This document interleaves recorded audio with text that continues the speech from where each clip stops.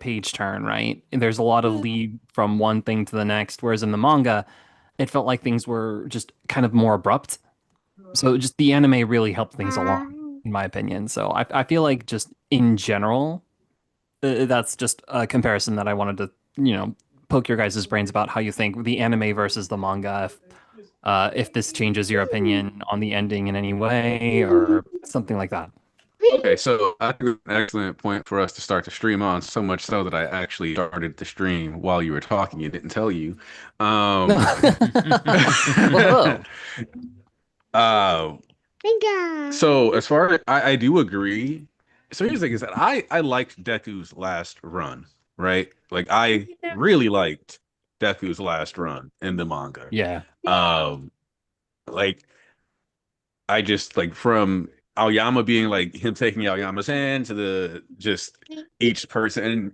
And so the thing about getting copyright struck midstream during the episode that I was watching is that one of my favorite, like all-time favorite tropes in anime is the like everybody's just you just got a whole bunch of people yelling and screaming. That's right. Yes. Uh and like and so obviously we didn't do the whole everybody says it at the same time, but it's just like that trope being done and just like one by one as we cycle through and it just really emphasizing the point. And I saw somebody's like thread on it too where they were like, oh, um, everybody's thing wasn't that they were strong enough to defeat him. They were just strong enough to matter. Yeah. Yes.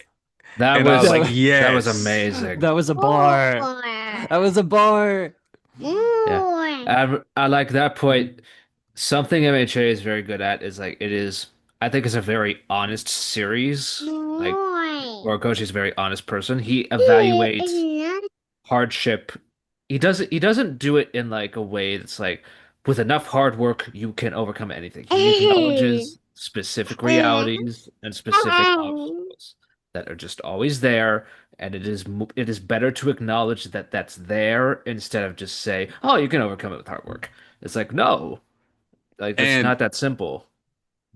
and for me, one of the things that I also like, and maybe it's kind of weird that I didn't think about this more when I read the chapter, but I think it's just kind of a reflection of how animation and just motion and all this can kind of elevate the material.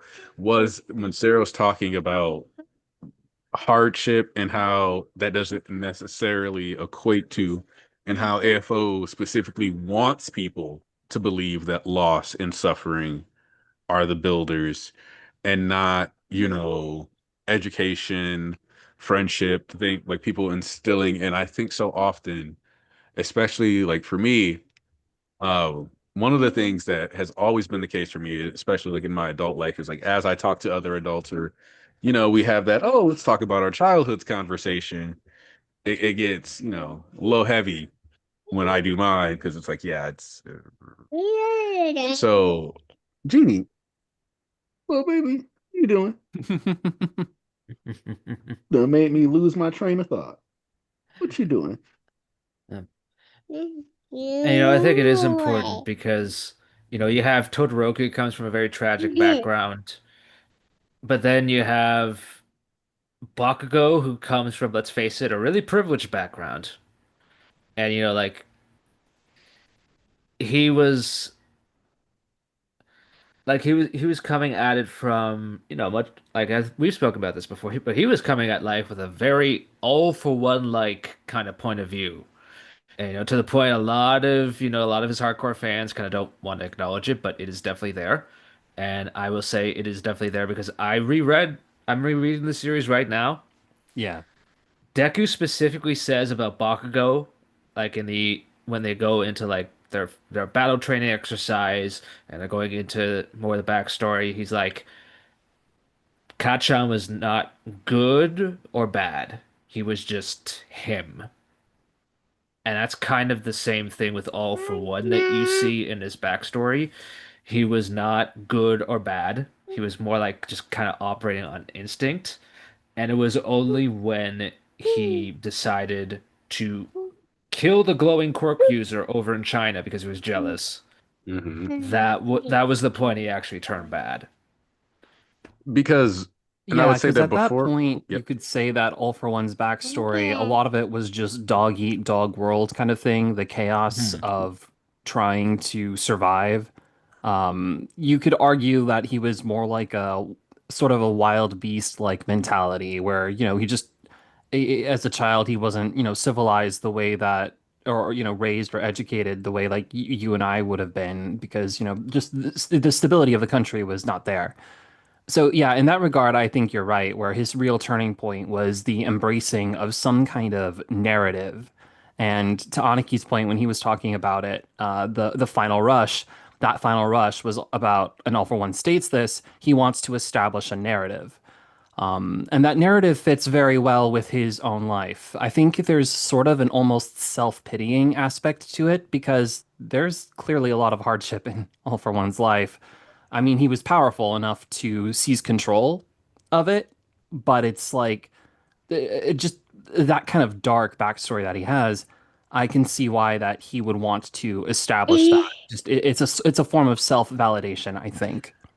And I think you bring up an interesting point because on one hand, I understand why people say that like All for One was born evil in the sense that fundamentally his behaviors are what we would consider evil, but evil is something that we have to address like the nuance of intent with. So in All for One's case, in context, he is more of a survivor as a child. And you could say, like, well, he did kind of kill those adults randomly for no, yeah, but he was also 6 and had already been shot at. So the difference And between All for remember, One and a lot of other 6-year-olds that get shot at is All for One can do something about it. and like, let's think about that encounter as well. It is specifically said those are meta-human hunters. They're hunters. So like, for all he knows, right? They can just come back and shoot him and his brother. It's like, well, nope, I'm not gonna let that happen. So, I mean, and it's curious because, when you do look at that flashback, and somebody pointed this out like a little after it, and that was really added a lot to it for me was that All for One is like dressed in like trash bag, but Yuichi is in like actually okay clothes, like regular clothes. So Yeah. he prioritized Yuichi over himself, like at a point. So like it is that fundamental nuance there that he was wanting to help, like You know, his that little he brother, like he did yeah. actually do things to meet Yoichi's and within the Pavlovian, or whatever because Pavlov is the training people for rewards. So I don't know why I thought of Pavlov, but the structure of the hierarchy of needs, he tried to meet all of Yoichi's base needs. He wanted him to be fed, he wanted him clothed, he wanted him sheltered. So from that stance, and I think it's especially when we mention how he feels like a child predator and all these other things, he's effectively just learned how to value him, how he's been able to interact with the world. And it's obviously very flawed. But the idea that I want to present here for a second is like when you get to the end and how pitiful All for One actually seems to be as a character, it feels more and more like the idea of playing the Demon Lord in like that idea is more about playing a game with Yoichi and like being this big bombastic character, but like he doesn't want to be defeated, but he wants to be as important as the villain is in the comics to Yoichi, to Yoichi, right? Like Yoichi loves these characters. This is like his main interest. Obviously, his brother gets to be the hero. I will embrace the bad guy. So Plus, what you I find it to be already like a killed form him. of like Arrested Development? Oh yeah, it's a form of giga arrested development. This man just could not. And you got to think, right? What context does All Want to have to think and operate like a real adult as we know it within this society? My very existence when I was born, I was outside of the confines of what society deems acceptable anyway. So I'm not going to want to live in a society that in function or care about the rules of society that from jump I am not supposed to participate in. And this is something that you see even in, you know, the world today. When you create rules and you create like a secondary, second class citizens, those secondary class citizens will start, some of them will just do things that you think aren't reasonable or fair, but they don't care because you've already created them, given them a second class status. They're already at a disadvantage. So in their minds, I'm risking less than you are by doing the same thing. That's pretty much why crime and poverty go hand in hand. Like there's less risk here. And so All for One is basically somebody who's grown up on poverty, and like, and even if you think about the fact that he's always wearing a suit, you could argue is a reflection of that. I am always going to look good and like $1 million because I was born in the gutter. If you really want to, you can like start examining how much of this is a pretense, how much of this is a character, because ultimately his existence as a child is defined by his quirk. So he defines himself by his quirk. Yes, he eventually chooses the name Zen Shigaraki, but think about it this way. Shigaraki is the name, like the surname that will be passed on. He did not care about his first name when he gave Shigeru Tomura his name. I believe in the fan book, it was even a coincidence that he stumbled upon the uh what was it, the fate of that woman, or rather his mother, but I don't know if he never, as far as I'm aware, knew like Yeah, his own backstory, but I believe he stumbled upon the story of it somehow and thought it amusing. Um, would that not make him almost like an unreliable narrator in a sense? yes, he's very much in an this unreliable narrator. It depends on what we're talking about, actually, because All for One is good at perceiving people's weaknesses. He knows where to hit where it hurts. So it's not that he's like unreliable in regards to certain aspects, but he never has the complete picture. So it's sort of difficult to pin down on exactly where you might think is reliable or not. But fortunately, we have the heroes there, and the heroes are always there to take the realities, like the weaknesses of whether it's societal weaknesses or personal weaknesses, and it's their job to bring out the strengths that All for One does not see until the very end.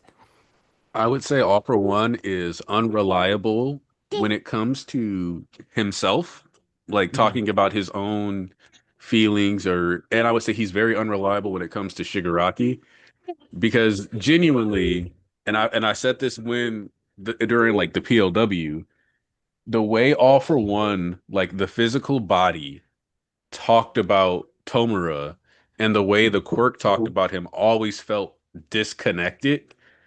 And Majorly. like it felt like the body cared, at least like on some level, had some humanity, and the quirk version of his persona did not until the very end. And I I do th mean like until the end. I think I mean the problem with All for One, like I just kind of said this myself. There's something very, very important we learn about him during the Star versus Stripe fight, which like and I've like let's face it, he complete that one's an important one because we see a couple elements. One, that was not Shigaraki's fuck up, that was All for One. Like Shigaraki, like if Shigaraki would have just straight killed Star if he was in charge. Like All for One was he got greedy, went after the quirk, and that led to the sequence of events that we saw. Like that greed, like that fight led to his undoing, like for both of them. The other part of it is when All for One is talking about the comic, and that he based his like he bases his whole personality off of this thing. He doesn't even finish the comic. Like he only got like halfway through, like 60%. Exactly. He And sees what he only sees what sorry, I never mind. Continue with yeah. yeah, he only sees what he is prepared to accept. And whatever he is unprepared to accept just completely blindsides him because it means having to concede to like a more factual version of reality. Like he keeps talking about like this is reality or this is absolute. But like these are all self-assurances he makes. And this extends to how he sees everything. He only perceives half of the truth. He only perceives half the truth about Shigaraki. He only perceived half the truth about Deku, about Bakugo, about All Might. Like, the thing with Deku is like he goes after Bakugo. That's a great strategy for a villain. What about all of his other friends? Yeah. What about his mother? You're not gonna Well, go after them?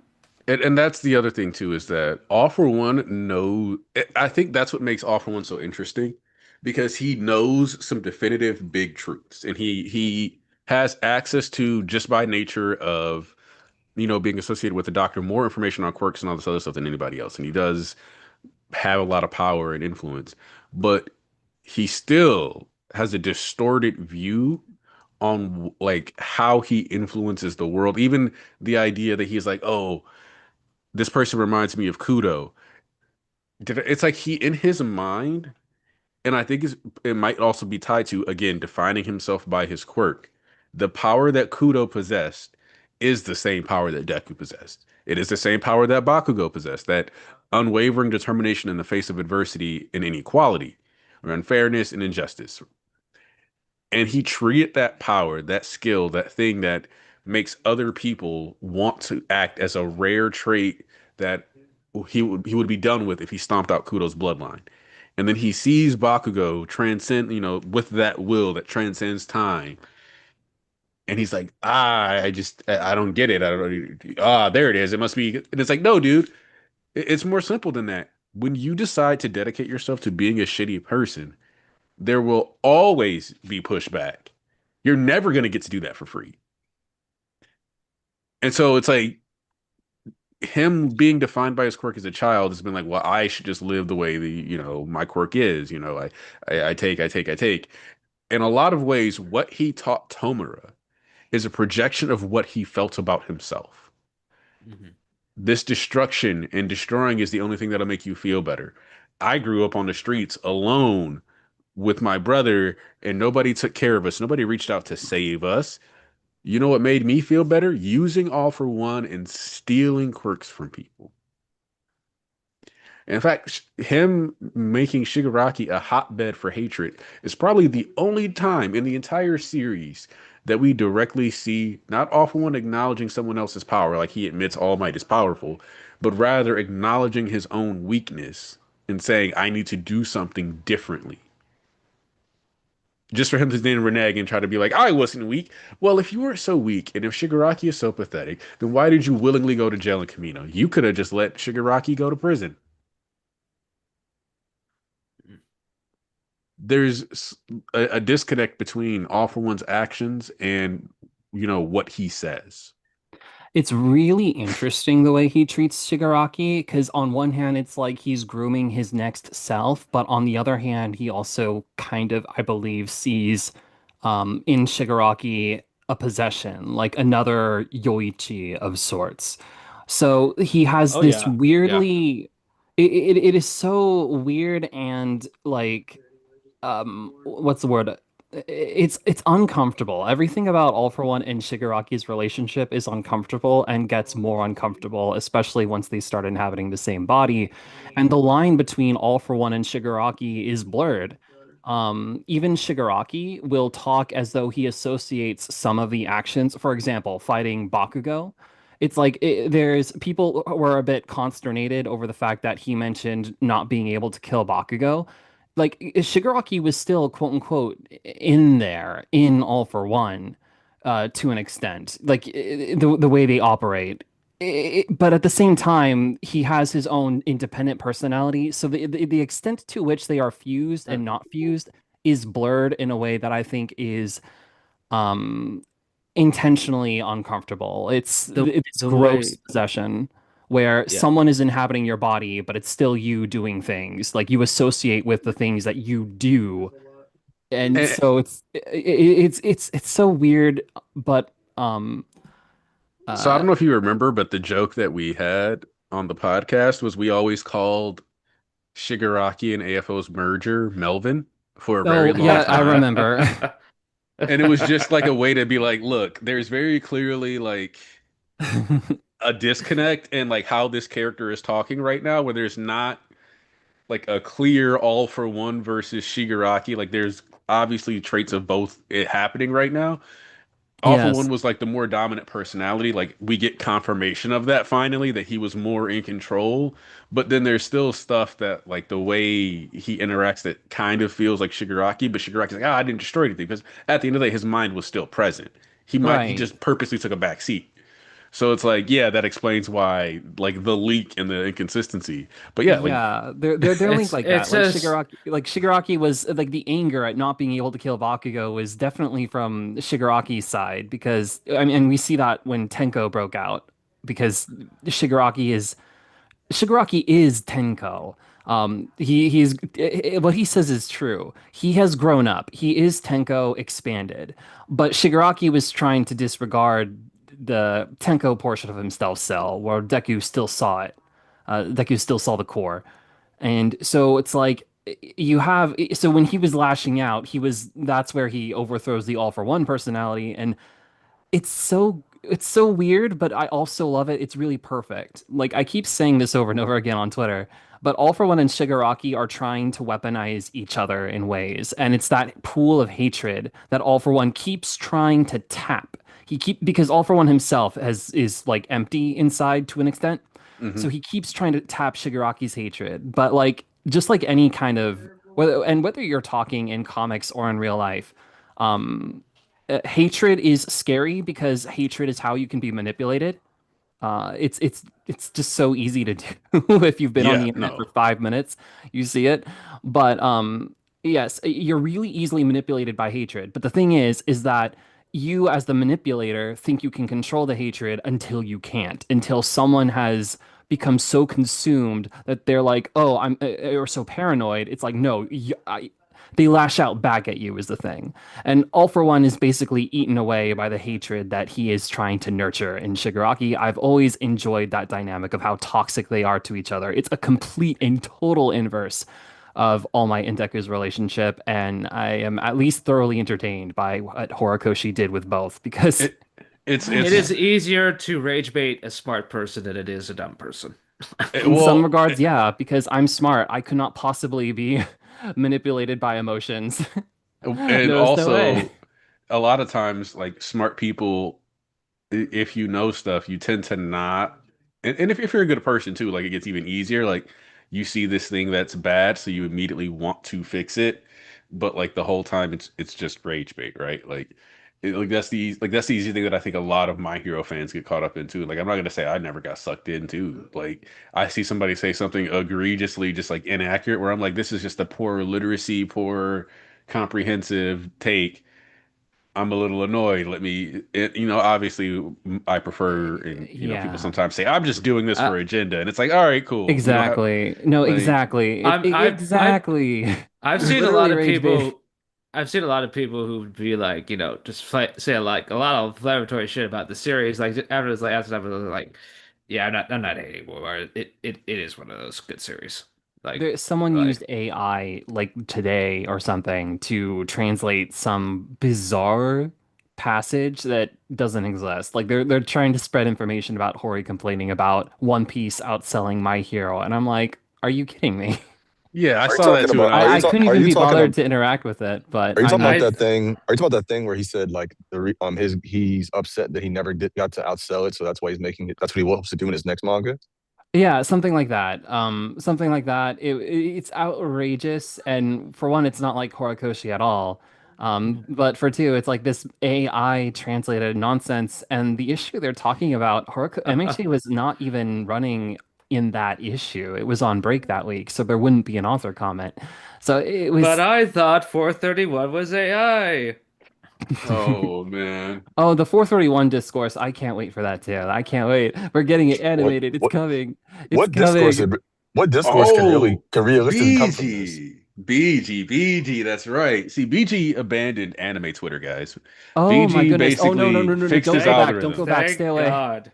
Thank BG God he fixed his got out. algorithm, got Gee, off oh anime God. Twitter. BG is living a new God-fearing life where Oh he's my busy going to goodness. college and not Stay listening to blessed. people's BS online. Stay blessed. Stay blessed. So when 431 came out in the manga volume, VG, a certain subsection of the fandom, because remember 431 didn't come out, in the jump. It came out in the volume release. Oh, so first off, as the pages were getting leaked, people were like, "There's no way. The hands are drawn weird, so it's got to be AI. This all the characters are just out of character. Like blah blah. Blah. There's no way." Horikoshi said he's freeing them from the camera, so it's not canon. Da-da-da. Nigga, you think I'm right drawing and writing a 431st chapter after I've been leaking out of my ears and all kinds of other things for the past 10 years? Like my spine is messed up, and you think I'm gonna do this extra chapter for the love of the game? I'm gonna have AI be the final piece of my legacy? My final legacy is gonna be an AI. See, Yeah, that makes fucking sense. That's how artists operate. You're not being see, that's disrespectful at all. see, that's kind of insane because I was not privy to this at all. And it With was my It's understanding, just a all day ending in with, Y. with, with my understanding of it, all I know is that it leaked. I read the Imgur of it, and I talked about it in my group chat. That's it. bro. They're like Deku and Ochako couldn't have gotten together. That handhold was platonic, and I was like, you think Toga Oh, pushed them to have a platonic oh, friendship? oh no, I did hear that. Oh no, I did hear that. Oh, I definitely Oh, saw that that. is just it. I can't help but laugh. I mean, my goodness. Ooh, Like, what do you even say? and, bro, and what killed me is I don't know if you remember it, but that person HK, uh, the person Ooh. who went viral, she was on TikTok, right? And somebody like recorded her reacting on TikTok. Oh, and she was like, "This is the worst possible outcome," and she's like That was her crying, and sister. That was her yeah, sister. and she was like devastated because of Baku Deku not being the like, and it was like we all knew that, like, and so like, and then that one was extra I wild because mean, it turned into like, if you were around for Naruto's ending, you were expecting this. see, the You thing were. with To be fair, Naruto and Bleach. okay, This is so not I new. the, This is not oh, a of new course. phenomenon. No, no. the bleach. So the No, thing but with Naruto is that yeah. genuinely, the older I get, the more I'm like, you know what? While I understand that like Kishi was trying to portray a friendship, I agree. I understand feeling a little bit queer baited by Naruto. See, Like, you can say. See, the thing is, I understand that as well as I've aged. The difference is, though, however, you know good and well he wasn't going to do that. yeah, like I'm like, Yeah, nah, like that's not what he's going like, for. Obviously, like they got the Sakura thing and blah blah blah. But it's but like like I get it. but the thing is, if you recall, people literally made pages, Facebook pages, saying that he needs to die. Hmm. They Ooh. literally made Facebook pages that said they wanted to kill him. Hmm. like part of Kubo's rant. I don't know if you guys have seen the speech. He's like, Legendary. people give opinions, da da da da, but like I would say like you can just open your mouth and live off dirt and rain, or create your own manga. Like basically said, go fucking die. I love the Uh, dirt and rain bit. That's so poetic. I mean, just it's so very Japanese. I love looking and reading through song lyrics, and I'm like, oh wow, there's so much nature, natural, more flowery than we are yeah. generally. So it's like, oh, I love the references to nature, even when they're Uh, like just tearing you apart. I And mean, well, Dirt the and other thing rain. about that um, is that I think about how it's a reference to turkeys of all animals. Oh my goodness. Ah. And turkeys are stupid as hell. And like that's kind of his point. You're a stupid fucking turkey. Like it's like, Yeah, damn. see, we would just tell you you're a freaking turkey, but no, it's like eat dirt and rain. um, I mean, Let the even implication. Deku. I mean, even Deku is like associated. Like Horikoshi got the idea from a character from a poem about moving through a storm, right? Which Yeah. is what like the whole final battle is like going through a storm, right? Things getting worse and worse, and like he's not doing things for like recognition or personal gain, and like he basically like he goes through the whole final battle basically trying to be the person that he wants to be, and in not looking for help for himself and just looking to do the best he can, he brings in that help in the end. And that was really what this episode was about. And that's what really made it connect with people, I think. like both here and in the manga, because it was this character who, let's face it, like pretty much nobody really supported him at the start. Even when All Might met him, he's like, he can't be a hero.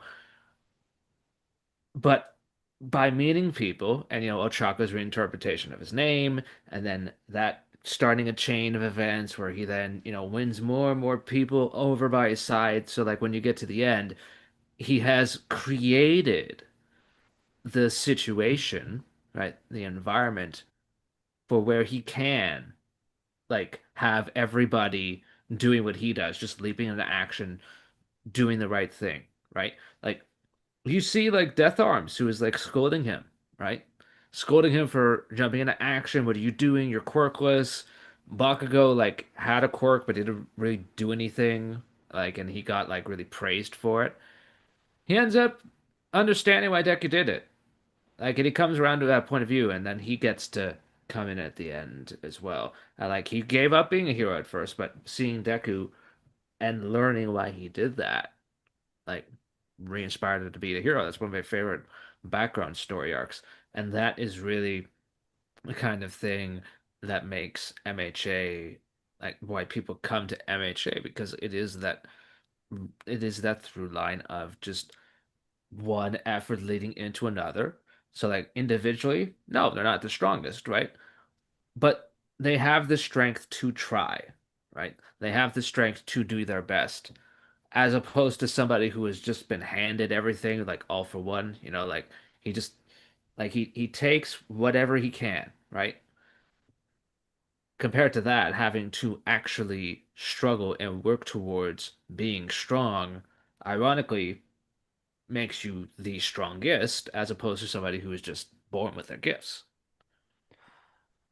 Well, yeah, actually, I love the way that you brought up that there is that All Might when he goes to fight All for One as Armored All Might.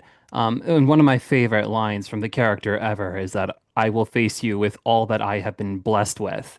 And aside from just being a beautiful line from All Might, just it's really so humble. Um, Mhm. it contrasts beautifully with All for One, who is at his core a thief. He steals everything that he has.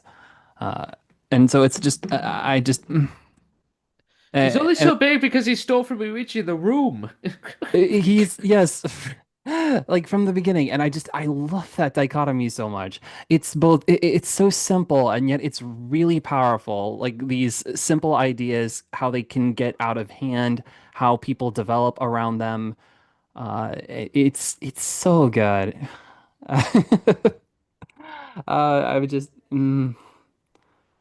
there's so many good moments in MHA, but no, especially in the last episode, I love the animation references that they were able to make. Like some of these Mhm. references are not manga original references; the references to animation. Deku's first punch being his last punch, Inko stepping out to run, which that entire sequence, even in the original, was an anime edition that ended up becoming iconic. Never mind, You Say Run itself only exists because of the anime. It's like it's it was a really good episode for being a love letter both to the manga, of course, it's an adaptation, but also to the anime itself, and it just felt so good to watch it. Mhm. For the Ah, Yeah. record, that shot with his mom, mm. instant teardrop. Boom. Yep.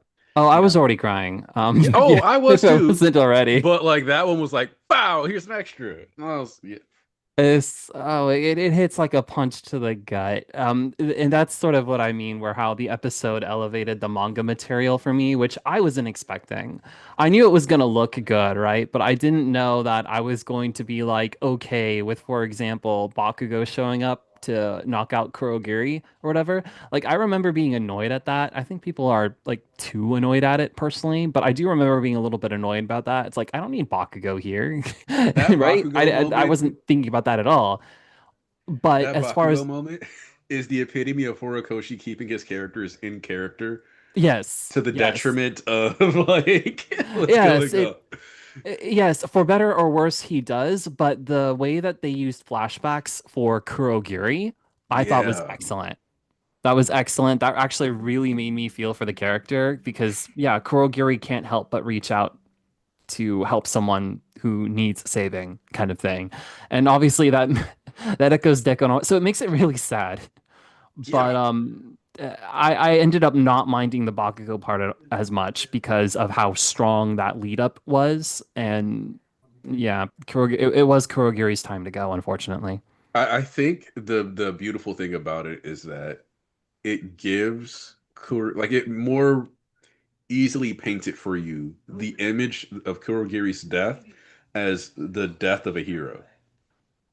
Yeah, And I yeah. think it's easy to like miss that on He the died initial being his read. best self, shall we say. And Right. um yeah, It's easy to look at him as doing something villainous because he's helping Shigaraki, but like he and like it's worth noting that like the anime, and I don't remember if this was basically said in the manga or if maybe it just wasn't emphasized as well. But Kurogiri in the end is trying to protect Shigaraki from AFO. Hmm. Like he says, like you're in his body or something like that. Like it's something weird. Maybe it was just like how the subtitle thing it was on because I watched it on Hulu, but mm, what he says in the Hulu subtitles makes it sound like he's trying to protect Shigaraki, not just from Deku, but from AFO too. yes. Yes. And that's sort of how it goes with all of the villain encounters, actually. What the heroes are able to do this time around is they're able to, in fact, bring out the best from the villains. Whether it's Ochako versus Toga, Toga obviously, it's not that I think she quote unquote redeems herself or anything, but the part of her that loves overcame the part of her that was vengeful, and that's why she saves Uraraka's life with her own. And similarly, you have Dabi versus his own family, which we'll get to talk about. Well, I mean, we can talk about it next week if we want, or we can talk about it here. But just Shoto is able to bring the best out of Dabi, for example, or just bring a resolution to his family overall, of course. But even Dabi is able to feel remorseful over how he neglected Shoto. Shoto really hadn't done anything wrong in the story, but he ended up having to bear the burden of that past of both Endeavor and Dobby's actions. And finally, of course, Deku and Shigaraki, where Deku can't turn Shigaraki into a hero because deep down, Shigaraki already was a hero, but he Yep. was a villain hero for the other side, kind of thing. You know And he what? was, Oh and no, it's go, keep going. sorry, I was just saying, like, yeah, the heroes were able to bring out the best in the villains. It also sort of happens with Hawks versus Twice, but that goes much more unfortunate. That goes Yeah. much more Hawks was Yeah. unfortunate. trying to do So, that. and that's what's sad about Hawks versus Twice, actually. And because the storytelling is disjointed necessarily, like we don't get Hawks's backstory until after the war is over. But Hawks and Twice actually have that same core of being desperate to be useful. Like Mm. both of them are rooted in that. Like Hawks has an even more destitute background than most characters, actually. Oh Uh, yeah. he like it's like straight up his is actually worse than most characters in the Like story, Hawks, most villains it even. But Hawks is but the way Hawks is able to relate to Twice and how Hawks was saved, Hawks was trying to project that onto Twice. And thought, you know what? Hey, I can offer you a new opportunity. You can now choose the good opportunity that I'm giving you. But there is that gap in understanding that they could never bridge because of their positions as heroes and villains, kind of thing. Oh, I'd And, also like to point out that mhm, the style and approach that Hawks took, mhm, like, because I feel people are like really hard on Hawks for the strategy he tried to take with Twice, and it's yeah, actually kind of a reflection of like how we talked about with also like Arrested Development. It is a byproduct of how he was saved. yes, Hawks that's was exactly saved it. in such a manipulative way that like when he thinks of helping Twice, or he thinks like how he's trying to help Twice, will be forgiven because Mm. he doesn't see like obviously the Hero Commission has exploited it, but he doesn't like see it that way yet, right? Like he's Well, 22. it might be no, actually it's I think it's the opposite because Twice knows and Hawks know that they are being quote unquote used by their respective sides, but they don't care because to them this is their purpose. And so that's what I think about of the issue. I mean, obviously we can have our own interpretations, but the point is I think that they are really cool foils of each other. And it's unfortunate that it breaks down the way it does, but that is like one of the most important conflicts in all of MHA because that's the springboard for how the heroes can, in fact, well, improve going forward and being better. Like, no matter how Hawks versus Twice went down, Twice had to be removed from the equation somehow, Yeah. Yeah. whether it So, was peaceful mhm. means or I otherwise. just So, like that Hawks' strategy is reflective of old ways, like the old way, right? Like yeah, we and yes. it's like there to also show you this will not work. This is not how you reach them. And it's Well, kind of it's not unfortunate how that you Hawks is the one be who has to represent that, but Well, it's not how you or what is it? It's not the ideal form of a hero, I think you should say, or we yeah. could say, because it's like so yes, a hero is someone who saves people, but what is the extreme of that? And I think MHA, for better or worse, right? MHA is a story that like not necessarily everyone wants to see that. And I kind of understand why. It's like it's you're going above and beyond for people who don't deserve it, right? That's sort of like a messianic take almost on heroism, but at the same time, I think that's also the logical conclusion of heroism that is difficult to wrestle with and avoid, personally. Yeah. So I understand why people both dislike Hawks, but also just dislike MHA as a whole. It's like, why are we trying to save these people? So I get that, but You It know, for te me, I just enjoy it because it's fiction, and it's cool to be able to wrestle and compartmentalize these ideas in this kind of context. I think you bring up an interesting question because like I do think that um like even one of my buddies, he always said that like you know, I agree that like we have to help society and like help people, but like and this is like as soon as My Villain Academia happened, he's like, nope, Shigaraki has to go in the blender. And I'm like, damn. He's like, nope. He's like, instant paste, turn them into noodles. Doesn't matter. They all I gotta go. mean, It's like to an extent, the story agrees. Shigaraki does. The villains do die, right? Like they. yeah, It's not like like they can. It's not like society can survive as the so long as the villains are there. But I think that the point and I really love how Shigaraki parallels Bakugo and All for One parallels Bakugo too. It's that the understanding is the first step to being able to build something better. And I think that being the main conflict of MHA works better than just trying to redeem people who do horrible, horrible things. Because I mean, for one, we're humans, we're not gods, and to a point, MHA also addresses that. This is also why, Obito was the coolest guy. right?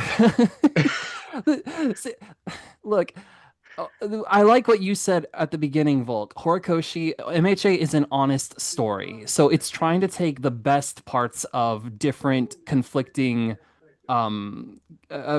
characters and themes and bringing out it's not making a straw man out of the villains. At least generally speaking, it doesn't do that. Like there are It's things not that making you a straw man. It's not it doesn't making make like strawman. It makes two steelmen and pits them together, and you get a mhm. solution that's kind of not in either favor, but it is like a synthesis that points to hopefully a brighter future. well, It and I shows saw it shows discourse overlapping realities, right? Yeah, and I saw some discourse that was like, I don't like that the My Hero ending focuses more on the proactive solution because you can't proactively prevent every villain, right? right. And they're like, and I'm like, okay, but and I feel like, and this is gonna sound weird, I think that that stance is actually a less nuanced take than to go and try to be as proactive as possible. Because ultimately, no, you cannot prevent every form of harm or bad, but the idea of being like not getting ahead of as many problems as possible is just absurd.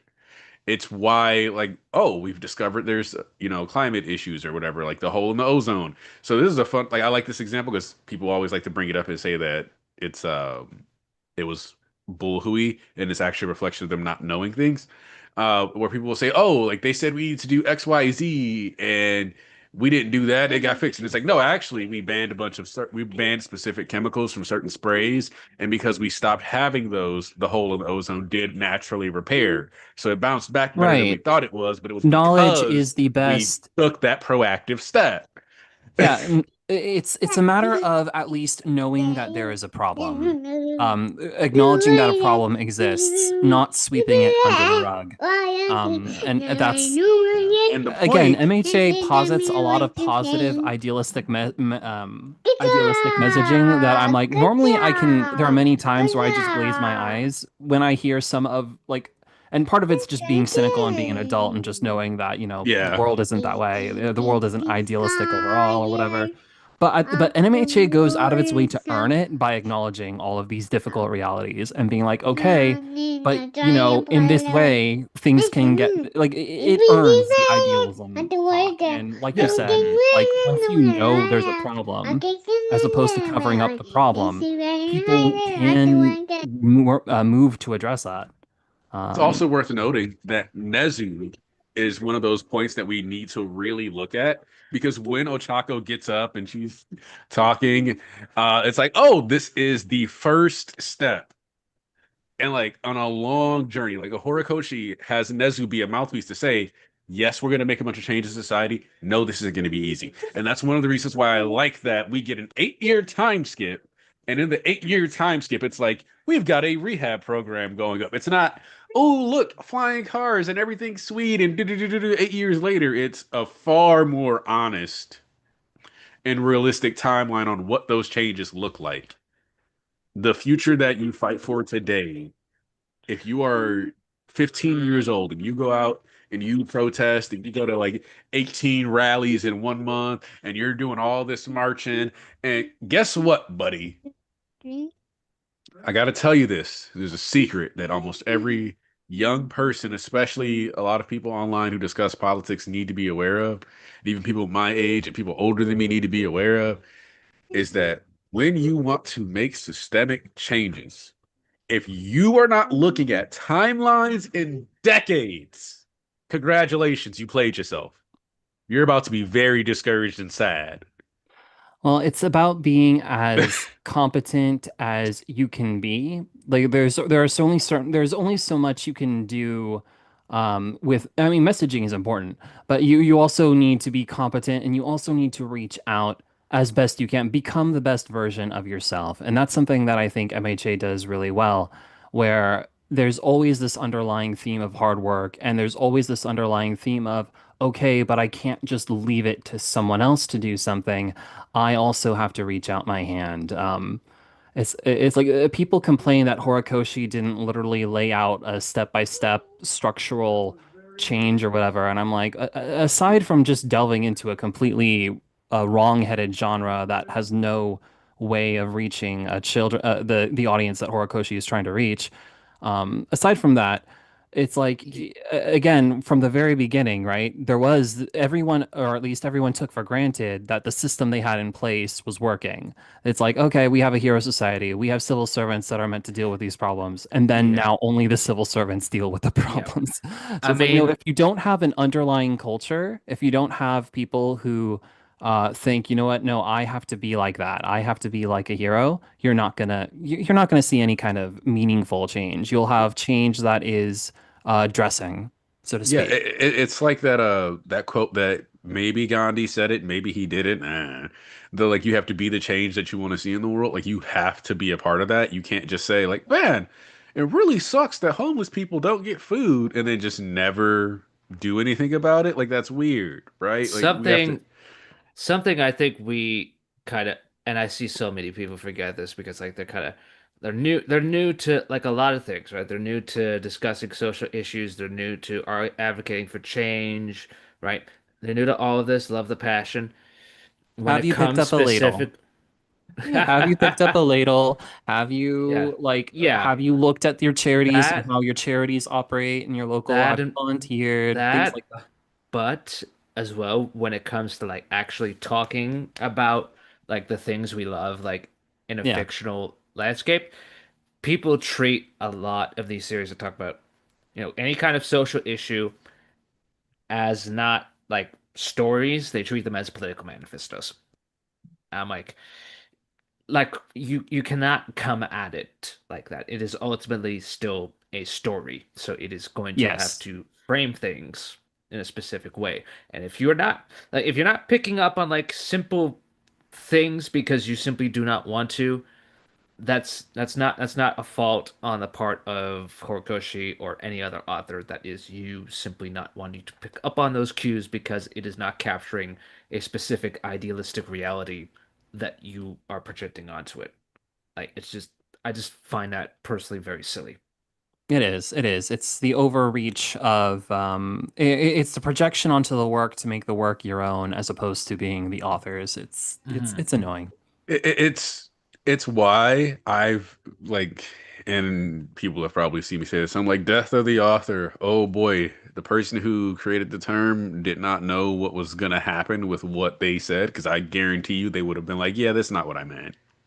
Uh, Like, well, yeah, that's not what I meant. it's observance. It's observance of a true phenomenon. People will take away what they want to take away from something to a point, so I get that.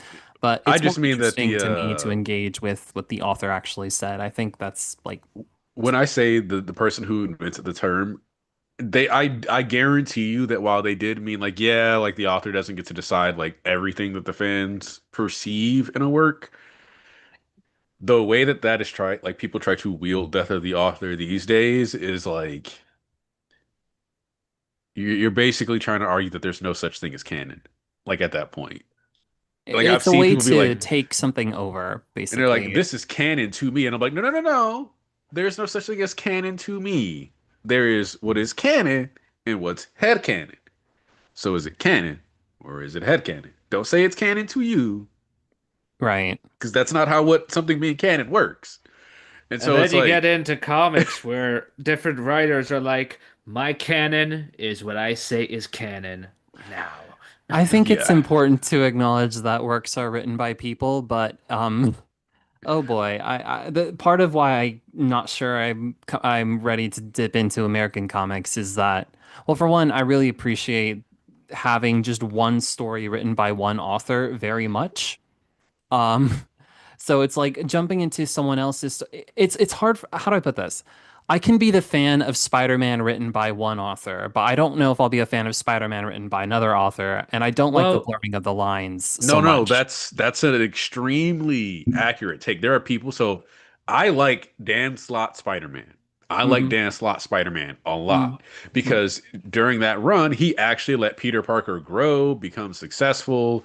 mhm. There's even the Superior Spider-Man run that was, I'm pretty sure, under Slott, where a Doc Ock takes over his body, creates like Parker Industries, goes and gets him a PhD because he's disgusted that Peter doesn't have his degree.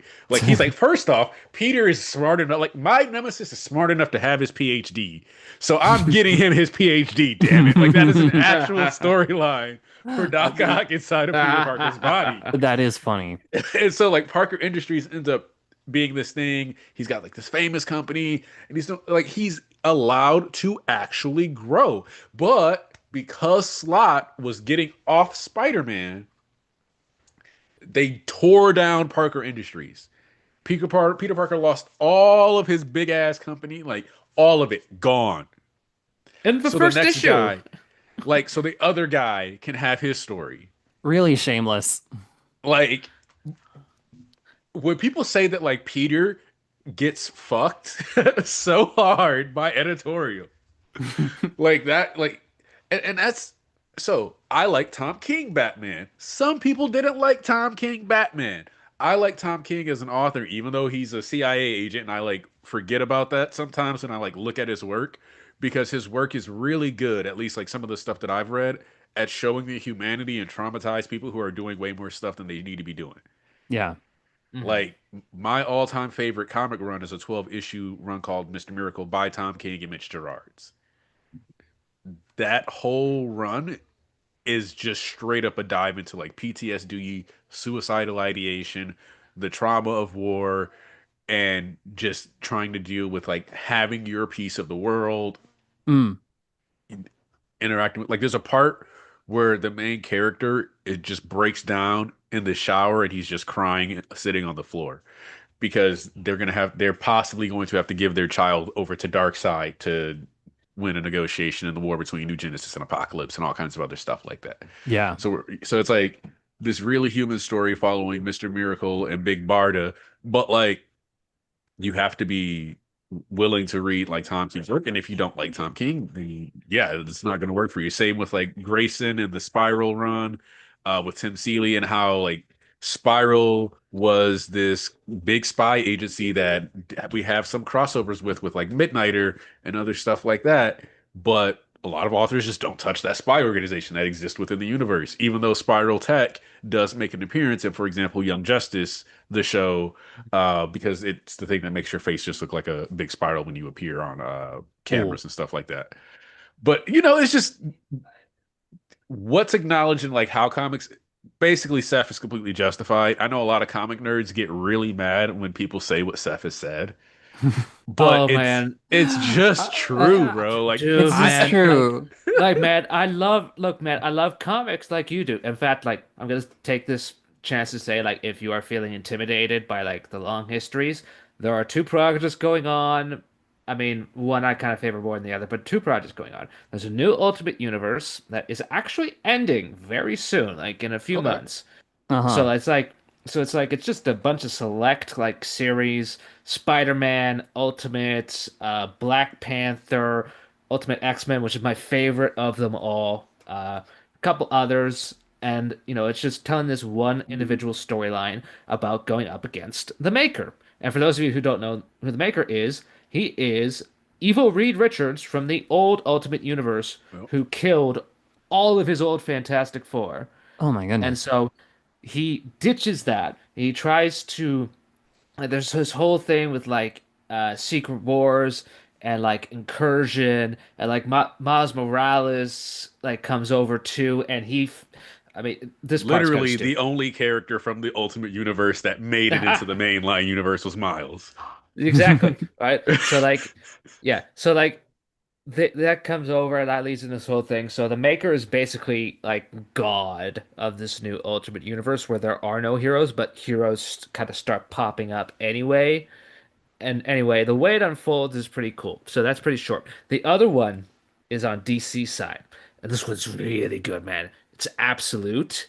The premise is that Darkseid has created a universe where evil is the moral good. He is infused reality with like evil oppression, like literally like pedophile billionaires, like a bunch of Epsteins run the frickin' like okay, I'm gonna give this away, but like it's just the first in like a big string of twists. The Right. Justice League are all the old villains, like Mm. Joker, Lex Luthor, like I forget like they're different. Like Wonder Woman, like she has her own version of Lex Luthor, and she's kind of like probably going to be the leader of whatever this version of like the proper Justice League is. I don't know exactly what they're gonna call them. Um, but anyway, like really good. And Batman and Martian Manhunter especially are wild. Just absolutely wild. So but those are more select, right? And those are going to have kind of like an endpoint. They're only we're a little over actually we're a little over a year now into it. And it's probably gonna go for like another 5, 6 years. So I definitely recommend that. So like if you Cool. feel intimidated, I would check those out because those are like that is what they've gotten into like that's something that DC and Marvel have been tackling. Ultimately, I think DC after they got rid of DDO, who had like this really weird 5G plan, which was really bad. Essentially, they kind of got rid of a lot of that, and they kind of sort of started fresh. honestly, like Marvel is the one where it's like a solid timeline. DC has just started over like whenever it's convenient. I Like have you kind unfortunately always perceived DC to be a mess. well, it's kind of like it's more like they have their own philosophies where they just kind of let the creators take the wheel. mm, Whereas Marvel, there is still some of that, but not quite as much, at least from what I've seen. Like their X off is really bad. I'm sorry. I've yeah. seen like Also, but they go oh, ahead, Anakin. I just want to real quick slide in and just say that there's a another thing that I'll recommend with comics, and I want to say this earlier. It's like you can also just read events. Mm. Oh, fair. Like, so for example, one of my favorite events that happened was I was in a big collecting single issues phase. Like, Uh. if you, I could go over to this closet real quick and grab like a tote, and then I would just be able to start pulling single issue comics out of it. But there was one a while back called like Dark Knight's Metal, and I loved it because like this is what, and I'm going to explain why it's bad to try to read an event in real time. Hmm. Because when you try to read an event in real time, sometimes there are one-off issues that appear in like different people's stuff. So, for example, if you're reading Dark Knight's Metal, you'll be reading like Batman this one, and then all of a sudden you need Flash 29, and then you might need like Green Arrow issue 30, and that can make reading it Oh, right. so I like forgot about that aspect of comics too. so like when you're collecting individual singles, you end up being like, oh, I need Flash 30, I need this, da da da. But like post events, like they sometimes release like trade paperbacks that are just like Dark Knight's Metal Run, boom, boom, boom, and then like it just has the issues you need in it. And so Ah. when you want to read like comics, you can kind of go by the trade paperback one, two, three, four, five sequencing. There's also some less big name titles. Like for example, I've never brought this up to you, Volk, but I wouldn't be surprised if you've read East of West. Oh yeah, I've read that. Yeah, like that's a really big comic that a lot of Western comic fans love. Really good, and doesn't have to deal with the multiple writers thing or anything like that. So I No. see. Because, yeah, I was about to say, so it sounds like, instead of collecting something in real time, you could wait for some kind of volume release equivalent where yes, everything you need is bundled together. let's get nerdy. Okay. Uh, So I yeah, mean, there are a lot of Western comics that are like, like it's not all DC Marvel. Like that's the perception people have. But like, there's a lot of indie comics even. But there are other sure. publishers, Image, Dark Horse. Like it's not indie, but it's other stuff, right?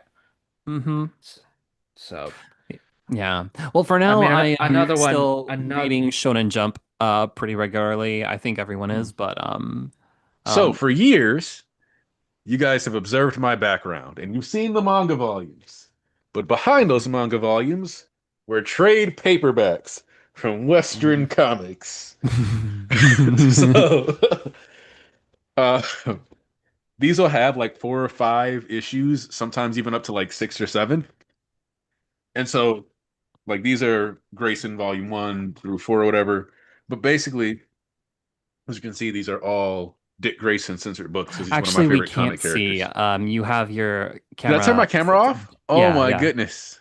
Yeah, so actually I can't see. So, like I said, Ah.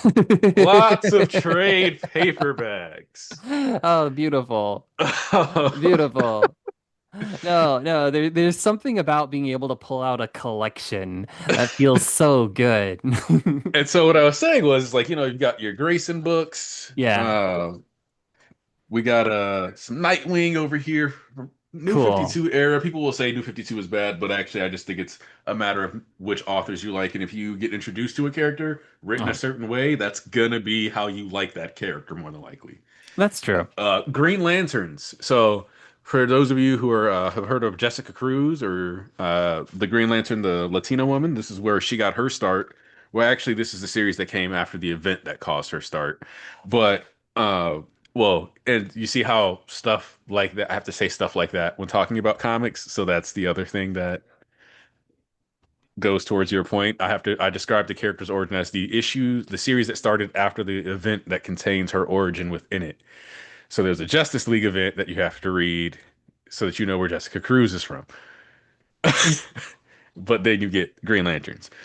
So yeah, like you do have complicated events, but the fact that you can get these and just kind of sit there and like read, a couple. These come out like one of these comes out for whatever characters have a book right now, uh, and you get one like every 6 months or so because it'll be about 5, 6 issues. They all get compiled together, and just like in manga, you also get alternate covers and stuff in color that you might not have gotten. That's crazy that landed its perfectly edge on my toe. Ow. That's like the I'm min-max sorry. strat. That was basically a critical hit. Because if that had Oh landed no. flat side, it wouldn't have done anything, and it landed specifically on the way that it does get to hurt. Oh no, I hate it. I'll be at the gym sometimes, and I'll be racking weights, and it's like, okay, did you hurt myself? Did I hurt myself deadlifting? No, I hurt myself reaching for a weight and just stubbing my finger on it. Oh my I God. can't even brag about the injury. It's like, Oh. I Dude, wasn't small lifting injuries anything like that are special. awful. I just poked my finger in the wrong way. You just reminded me that a couple of weeks ago I was on a bus stop and I tripped and fell and there was like 6 people there. Oh no. So I just immediately got up to just walk away to a different bus stop, and then the bus showed up. So I had to like just stand there for 30 seconds with people. Like I had my earphones in and nobody said anything, but it was just like, oh no. And I was telling my sister that, and she was like, oh, I would have aired that bitch out. I was like, she was like, I would have to shoot everybody. No, you guys can't live now. It's done. Uh, I'm not another one leaving. You guys were in the wrong. I wasn't in the wrong place at the wrong time. You guys were. that Yeah, it'd be like that. Yeah, so if you ever are curious, Seth, I can give you recommendations on where to start. Thank you. or I or appreciate any it. characters that might be fun if you just like pitch, like, oh, I like these kinds of stories, da da da. Or if you just like, yeah, I'll just read something that I know you like and then go from there. Either I way, I think the benefit, like for you, of DC versus Marvel is like you're asking about big picture, like Mm. one thing crossing over into the next. It kind of doesn't matter with DC as much. I'm gonna be honest. oh Like you yeah, they can are a kind of lot That's what better at I. contained events. That was actually my impression of it. See, to be honest, I really am not that big into Marvel. I never really was. I think the best Marvel movie for me, I mean, I enjoyed them plenty a good deal. Don't get me wrong. I like it when cool people do cool things. But as far as getting invested in particular plots, I've never really gotten invested into Marvel for the stories that they're telling. For me, it was always DC that had a grip on more interesting stories, and I'm thinking particularly about Batman. I grew up with the cartoon. That was amazing. There was some unsettling things, but like also just really cool. I never really got into Superman, but I really liked Justice League Unlimited. Like that's still one of my favorite shows. Um, Dude, I rewatched JLU, I think last year. It still holds up so well. oh yes, no, it's like they're trying to do the DCU stuff, and I'm like, guys, just adapt the cartoon you did. That was pretty peak, Look, honestly. well, I would just, I'm like, bro, just make Young Justice. Mm. You don't even have to give me, just make more seasons of Young Justice. Just do that. That's what I Oh yeah, want. I heard that was in fact good. I mean, well, I've heard conflicting opinions on Young Justice up and down, so I'm like, I don't know you've whenever I heard want to pick it up, conflicting but opinions about season three specifically. ah I'll tell you that much. So ah here's what I'll say. And I don't mind that.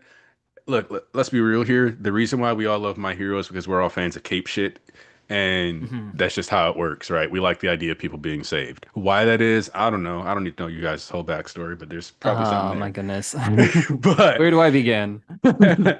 but I'll say that like I feel like Young Justice season 3, first off, I don't think it's necessarily like this big quality drop. I think that there's more. So one, you have a character who's like LGBT, and that's automatically gonna create stirrings, like, so like as soon as you have a direct LGBT character, even if it's not like a huge deal in the plot, it still becomes like a thing, for people. So And then there were some shifts that like because they're off screen, it's like, well, I definitely would have liked to see this journey because I had no idea about this for like a character or something like because for established characters. So there's some stuff there that's like, whoa, that's not, huh? That's certainly a choice, but I still think it's worth watching. So Mm. that's my I mean, perspective yeah, on it. it's always fair to Uh, form our own opinions on it. You I, know, it's I like, mean, and I think you'll still enjoy it is really what I'm saying. Not just you yeah, have your own opinion. I think you'll still enjoy it. and You sure. Seth, enjoy. Yeah, yeah, and yeah. Seth, you were talking about like JLU. Kind, they kind of are adapting that for this DCU. Like, it's not like I'm pretty sure they're being sly about it, but I'm pretty sure the plot to Chapter One of the DCU is actually Infinite Frontier. Um, Interesting. For those of you that don't, Hmm. for those of you that don't know what that is a specific alt-world miniseries where Justice League fight a bunch of dinosaurs. Except the dinosaurs are byproducts of a very special island that is not an island, is actually a weird eldritch alien from outer space that has been waiting and waiting for humanity to show its worth. And after seeing so much war, violence, destruction, and death, it decides, fuck it, y'all suck. So I'm just gonna obliterate you. And that's where the conflict, reaches its climax. We shall see. Yeah, I know. I wasn't going to bring up the Superman movie because I think we have very different feelings about the Superman movie, but that's okay. And Wait, I've first been, off, I'm actually curious because I enjoyed the Superman movie, but even if you didn't, I would like to hear why. um, oh my goodness. Okay. I saw it once in theaters, close to opening weekend. And I was actually really on board and wanting to enjoy it very much because I have not liked most of what DC put out in a long time, and I have not liked, and I've never been too big into Marvel, right? So when people were first talking about it and like clowning on it for not being Snyderverse stuff, I was like, okay, cool. It's like I didn't. The problem I have with the Man of Steel movie is that it takes itself way too seriously to the point of being overbearing and also just boring. Like there is something so like, okay, we're doing this. Okay, we're doing this. Okay. Like I hated the tone of that movie so much. It is so exhausting to sit through it. Like there are things about it that I like, but overall, no, I don't want to sit through that movie again. I really do not. And that's just sort of a generic overview. That's not really like a critique of specific plot points. I just think it takes itself way too seriously, and there's a point to where you need to have the cool superhero doing the cool super thing hero things because it's the right thing to do kind of stuff. And it's like it spent just too much time, very broody. It's like this isn't Superman isn't Batman. What are we doing? Hmm. Um, so no, it was just too heavy for me. So when I heard that this was actually going to be like a more lighthearted, optimistic take on the character, I was actually like all in on it, right? So going in on it, it's like I'm not looking to hate on it. I was not looking for reasons to hate on it. But I think what I dislike about it isn't really the tone. The tone is more or less fine. And I liked all the acting in it, to be clear. Like I pretty much I, there are a lot of things that are likable about the movie and the way it's made. But for me, it wasn't a particularly good story. Like there isn't a plot thread that you can present to me that I'm like, oh, I was super invested in that plot thread and where that was going. It felt like too many things were happening, and I feel like I was only like getting parts of a story. Like I feel like he wanted to be done with Superman almost as soon as possible, like wrap up almost everything you could in one movie. I know it's an introduction to Lex Luthor. I know Lex Luthor isn't going anywhere, right? But I Hmm. don't really like how Superman's family was held, or was done. That didn't hit for me at all. It's like we never really got to feel Superman wrestle, I think, with the identity issues he was having because we never saw him build up his identity as in my opinion. Like I know we have the opening scene where it's like he's, feeling reaching out to his parents in a way, like his deceased parents. But I mean, like, when you have this deep personal conflict about your family, I feel like that should be more of the focus in the plot and how that bears out. And like, to me, it's too much. It wanted to get through that too much. I really did not care about Ma and Pa Kent in that movie at all. That scene with Superman and Ma and Pa Kent didn't hit for me at all. And then going further than that, I think the Lois is a really interesting point in the movie because I loved that scene in the trailer where she's grilling Superman. I'm like, wow, I wish every journalist could be so impartial as to grill someone who they love or like or want to stump for this honestly and this directly. And she's touching on some interesting things too. We live in, this is about America to an extent. And it's like, okay, does America or do humans have a say in our foreign relations? Or do you, the super powerful alien, get to dictate what's going on here on Earth, kind of thing? That's a really interesting conflict that is not present in the movie. It's like it's introduced and then it that goes nowhere. What ends up happening is Superman does end up calling the shots, or rather, he appeals to the Justice, not Justice League, the Justice Friends, I don't remember what they're called, but yeah, the the Justice Justice The Gang. League. Justice Justice King. Gang, excuse me. I'm so sorry. I should have remembered that. They hammer that in so much. So I enjoy the Justice Gang just as characters that exist. But that's another aspect of the movie where I feel like Superman sort of does somehow earn respect from them, but that Uh, dynamic is never fully fleshed out. That kind of just oh, happens off screen to me, where it's just like, okay. well, Lois sort of does a lot of the work there. Can I just interject with one thing? Yeah, so you may. I've been Okay. talking a lot, so I'm sorry. So I'm like, so I've actually kind of wanted to do a movie review on it, and I'm already sort of like going through it, but then I'm like kind of scared to put this out there because there's this weird well tribalism around the movie. So I'm like, do I put well that out or don't okay, I? okay. Well, that's up to you. I Yeah. will say about that, there's like two camps. There's like the gun gooners that swear he can do no wrong, No, and then I hate watching all of this. I and, do. and I just want then to talk of. and then there's the other side that are like really, really, really obtuse with their arguments because it's not specifically like the comics. And like I see like a bunch of big Mm, comic accounts just like continuously harp about the film. sure. And like I just saw the other week like just like this news thing for like some random tertiary source, like just kind of re-summarized what he'd been saying about the movie in a different Yeah, way. yeah. Like, oh, well, it's like, cause all this stuff, like, what movie one wasn't even so hero. I'm like, well, that's not really what he said. He said it was going to be like Superman and Lex Luthor. You technically still have Soul Hero focus. It's just that you now have Soul Villain focus on the other end of it for Man of Tomorrow. But anyway, I think what you're wanting from Superman that it was not really seeking out to be was a Clark Kent, maybe not necessarily origin, but maybe like a starting line kind of thing. Like kind of like MCU's Phase One, where you kind of saw the start to a lot of things. The idea with the DCU is you are just thrown into the middle Hmm. of a story. There's like other things that are going on, right? He doesn't compare it to the MCU. Like he compares it to Star Wars. Now, how does that original Star Wars movie start?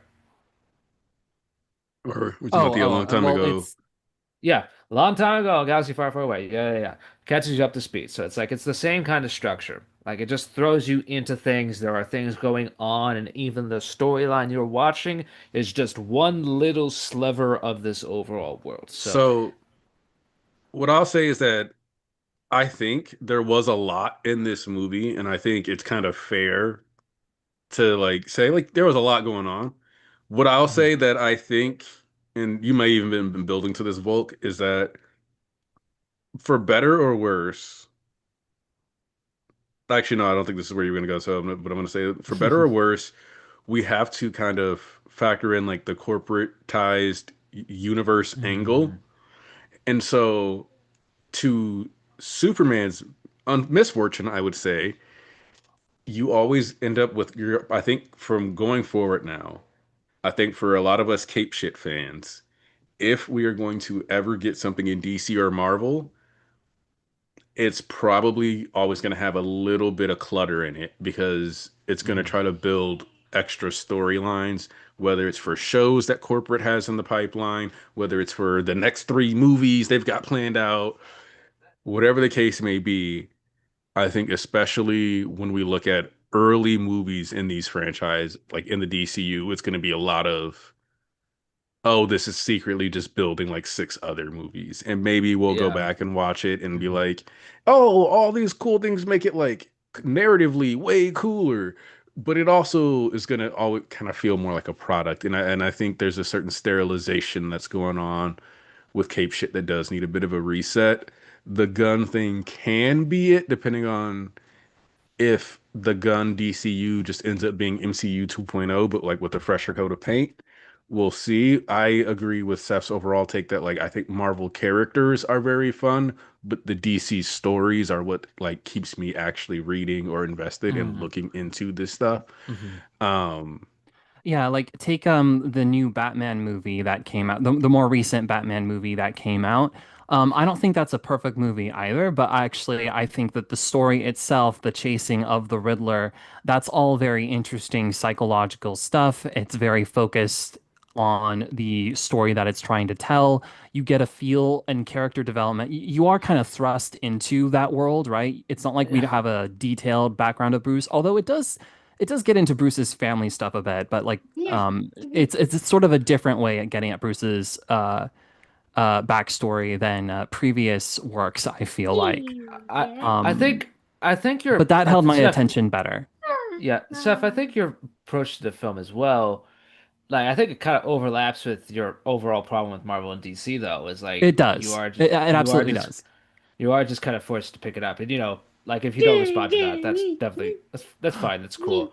No, yeah, no, Now, it's as it's far like what as Aniki said, where it feels like this is the setup of a franchise, and I'm like, you know what, I kind of just I want a more I something a bit more contained, I and mean, mm, well, the other side of it though is like I was there when Phase One, Phase Two was coming out. People were complaining that it was too self-contained. It didn't feel like a universe for the MCU, right? well, yeah, So and that's the other people part can of have it. different takes, I suppose, on that. And I so which I will add one last thing. I think that gun. Okay, so if you pick up and read a Superman comic like that is released within like even the last 10 years, aside from like a few arcs, you might be surprised by how much freaking people end up in Superman comics. It's like you got like the movie was honestly like I hear people complain like it was not it was like it wasn't truly solo Superman. I'm like, whoa, that is what his comics are like. He is in Metropolis, like that is like one of the two major centers to DC. The other is Gotham. Like you well, are like that's just the nature of the character and that's the nature of the world.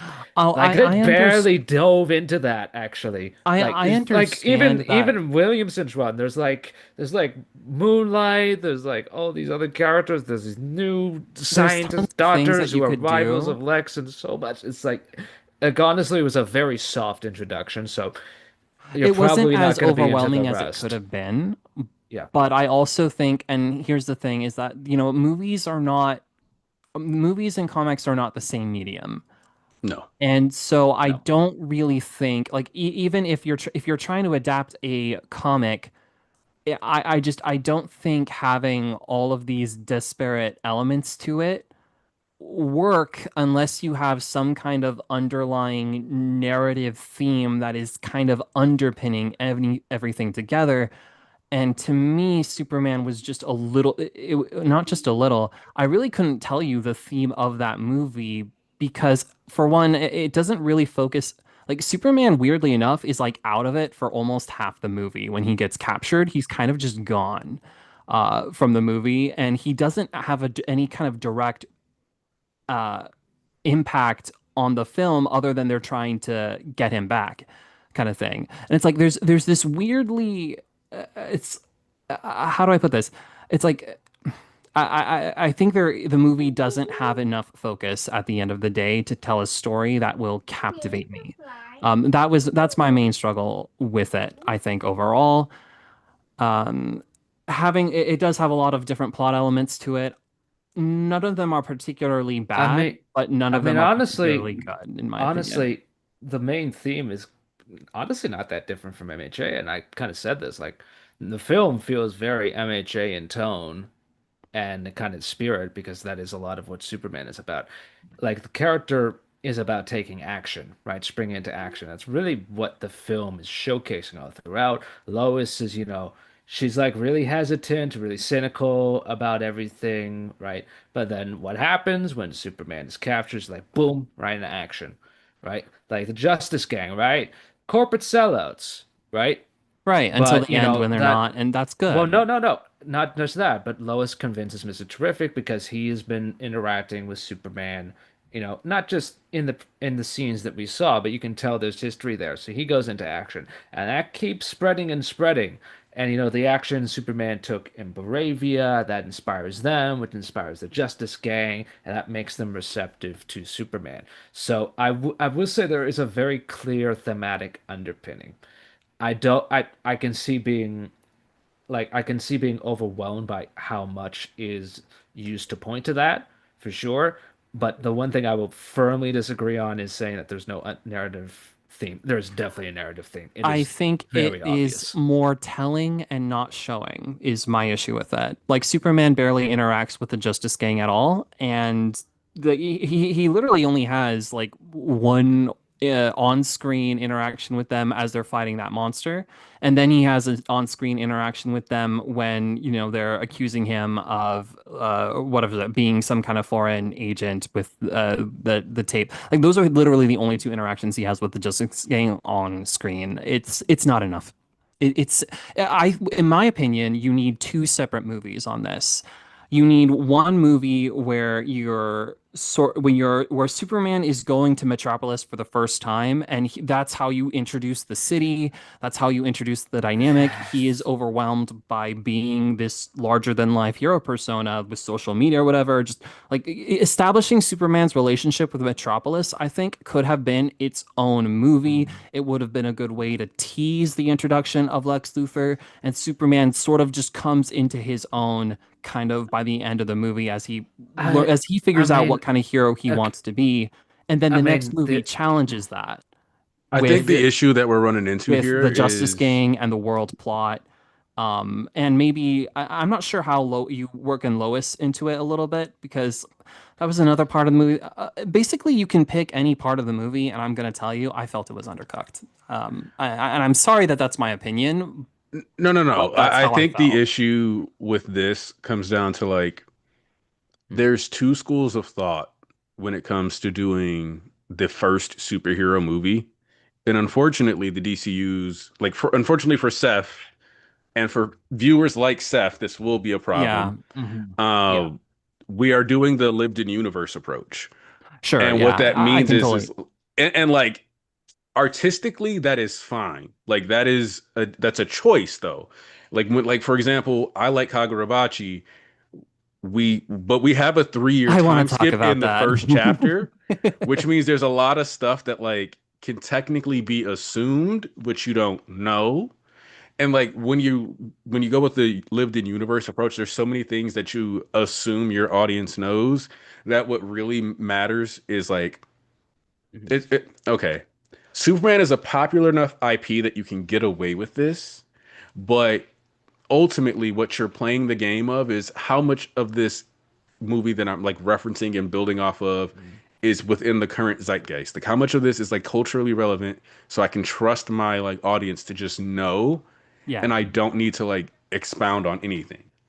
So for example, I love Iron Man. The first Iron Man is probably still to me one of the better comic movies that's come out. I don't know if I anybody would be disagrees. in complete agreement So with you. good, man. So So good. It is very good. That is sort of the standard I have for Marvel movies that most Marvel that movies they've don't even hit anymore. most So of Marvel doesn't even come close to it, unfortunately, but that is Yeah. sort of the type of storytelling that I like.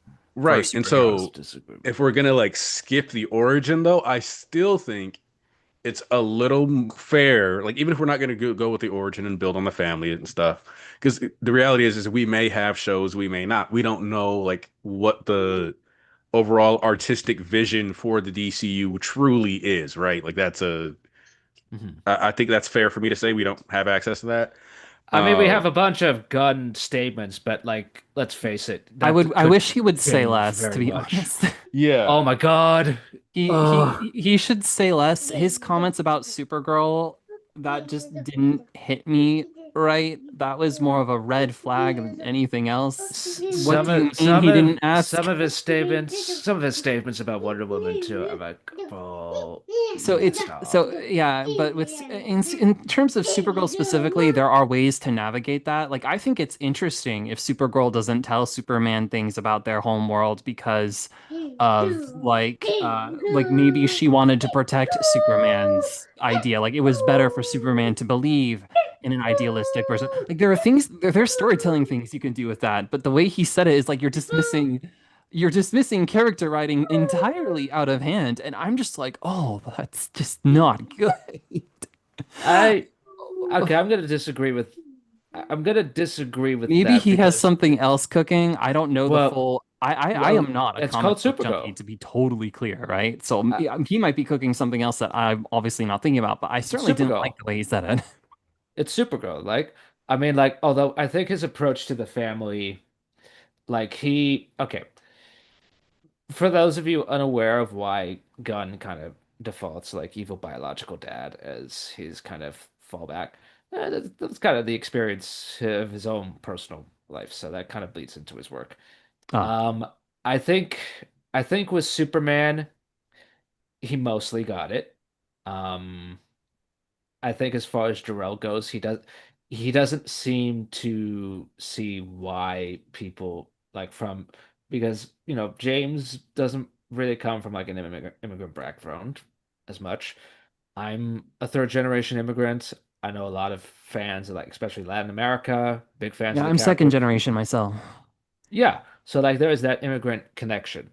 So I think it was not like he did it with the best of intentions, but I don't think he's really captured that element of the character yet. No, that fell flat We'll on its see. face for me. I didn't like reading that online because someone who listens to the stories of, that I've listened to my stories of my grandparents immigrating here and of my parent, my their children growing up.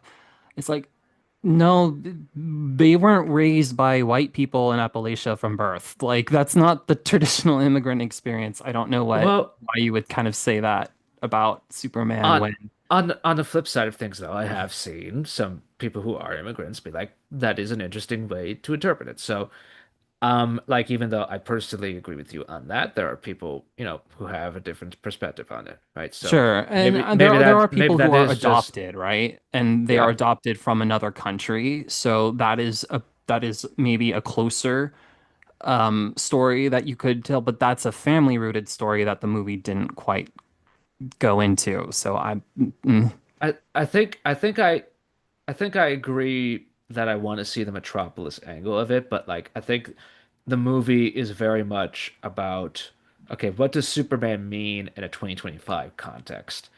And what Gunn is kind of going mm, back to is like, well, we've kind of overcomplicated this to the point we have just missed the actual point of Superman, and that's what I really enjoy about the film with the yeah. whole thing with Moravia, the whole not Israel thing. It's like it's not Israel, guys. What are you talking about? It's not Israel. But like it is like today it's not so much that tragedies have taken an uptick, it is that we are being exposed to the full scope of tragedies. I But say this all the that is the time. unfortunate reality of social media is yes, we are exposed to things that have probably more or less always been there, but Like, it's okay, like it's overwhelming and it's annoying because it's like on one hand you shouldn't just not know that that stuff is going on, but at the same time as an individual person, like these are things that are so much bigger than individuals. I mean, where do you even begin? No, so I real quick want to Mm. point out an example of like how people see stuff they just definitely should not have seen online this past year. Charlie Kirk shooting. Most people Ooh. should not have stayed online after that shooting. There was no that Like was I a don't know if like damaging I event. straight up tweeted, no, some of you are actively being traumatized by this video. No, You need to get offline. it is You don't Yeah. even realize it, but no, you are not supposed to see a person's head shoot blood out like that. you're not supposed No. to see that. I And like it's true with sexual stuff too, of course, but that's just so prominent that no one talks about it. But like there are so many things you're not supposed to be exposed I to like in the way like that I you're warn exposed to it. And like I it's warn people, like the videos out there, like just don't go looking for it. That Like I happened at a school. That's the important part. It happened at a school. it was a school shooting. Bro, like that should not happen. yeah, It's it was a school shooting. Like, what are we doing? like I was No, at work, just happened to see it, and it's just like boom. Oh. And like as soon as I saw it, like people were like, "Oh, I I didn't hope he's even I okay." I didn't was click like, "You're it. joking." I didn't click it. I have still not seen it. I just I know I didn't want to see it and I'm not going to see it because I know that's just not right. That's Don't. we're not meant to we are not meant to. It's like a water balloon popping. That's how Yeah. bad it was. Yeah, Like no, I don't even want to think about it. I read a horror story in elementary school, and that was the theme where actually, if you pop these balloons, your head will pop. It's like, so I don't even need that clear imagery. Uh, Don't But don't invite that in. Don't invite that well, in. actually, elementary school is unfortunate because there were like fourth graders who were trying to, it was what is it, intergrade bonding shenanigans. I don't know what they were thinking, but fourth graders were reading to second graders, and of course, the fourth graders, for some reason, have the horror books. So I still have images stuck in my head that I wish I didn't. But no, no, seriously, there's a lot of dark stuff online, and I think the cape shit stuff. The reason that a lot of people like it is because it's a safe place to wrestle with otherwise darker and Uh, depressing themes. That's I, true of fiction more broadly, but cape shit has I a mean, certain appeal and charm. people like I've seen so many complaints about, how there's the mandatory evacuation scene from Trouble in these movies. And I'm like, I get it. We wanting to wrestle with the other part of it, but also on two levels, as far as Superman goes, one, it makes sense why they had that procedure in place. Two, do you really like? I mean, we're kind of talking about the reality of the corporatized universe. Do you really want to see Warner Brothers, Disney really tackle that like in depth? I mean, like Marvel also tackled it with Civil War, right? So like they didn't you do a Civil kind good of War, I think, job, also had cop but outs they that I tried. didn't yeah, appreciate, but I yeah. think that's spinning way off too. I mean, I like I like cape shit more casually, I admit. My Hero is one of the only like superhero stuff that really roped me into it. And what roped me into My Hero is basically the first two episodes. That is some impressively tight, thematic, and just good storytelling, world building that pervaded from chapter one all the way into the end. And I can count few manga or just stories in general that are able to be as focused as MHA is able to be. It reads more like literature, honestly, like Hmm. classic literature, when you examine it from the narrative standpoint. And I can't really say that for Naruto, Bleach, or even One Piece. One Piece is its own adventure that's nice. Naruto, for me, kind of sort of lost I its way and mean, appeal okay. from what the character focus of Naruto himself. I don't think it really expanded that graciously.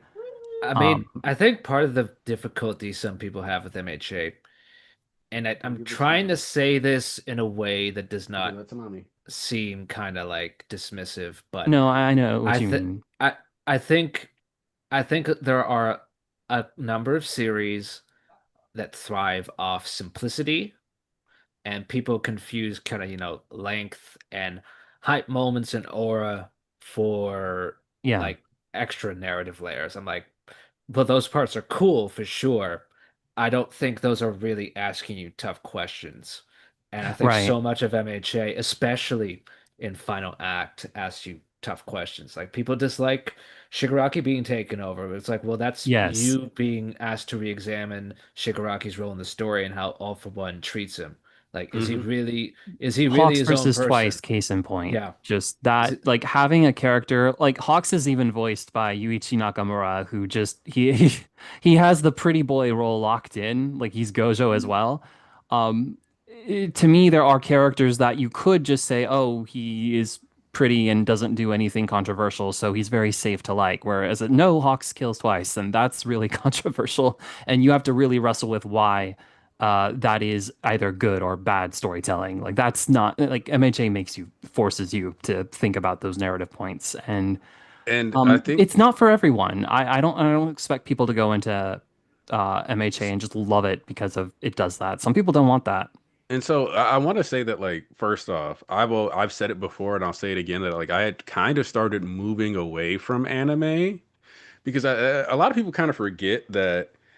So I remember, I think it was like Trash Taste or somebody who brought up the stat that like 80% of anime made happened like 2012 or some shit, like and on, like and later.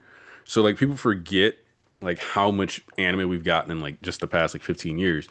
But I kind of started to move away from it. I was like, because like people are always like, you don't like the niche stuff, but a lot of times like the niche stuff was like just etchy. Like It panders to young people, quite Like it frankly. was either like just etchy or a slice of life, and it was niche because nobody gave a fuck about a show about somebody going to the store and getting boba. Like whatever. Um, but I think that there's value in like really one examining all of this stuff, not only as anime, but as actual literature, which not everything holds up. That's true. Mm. Um, okay, it was Mother's Basement who brought up the stat. Thank you. But also like MHA was genuinely revitalizing for me. It actually made me want to start back watching anime and got me to like Yeah, do that again because I and like people and this is why I hate that whole like tourist thing too online. yeah.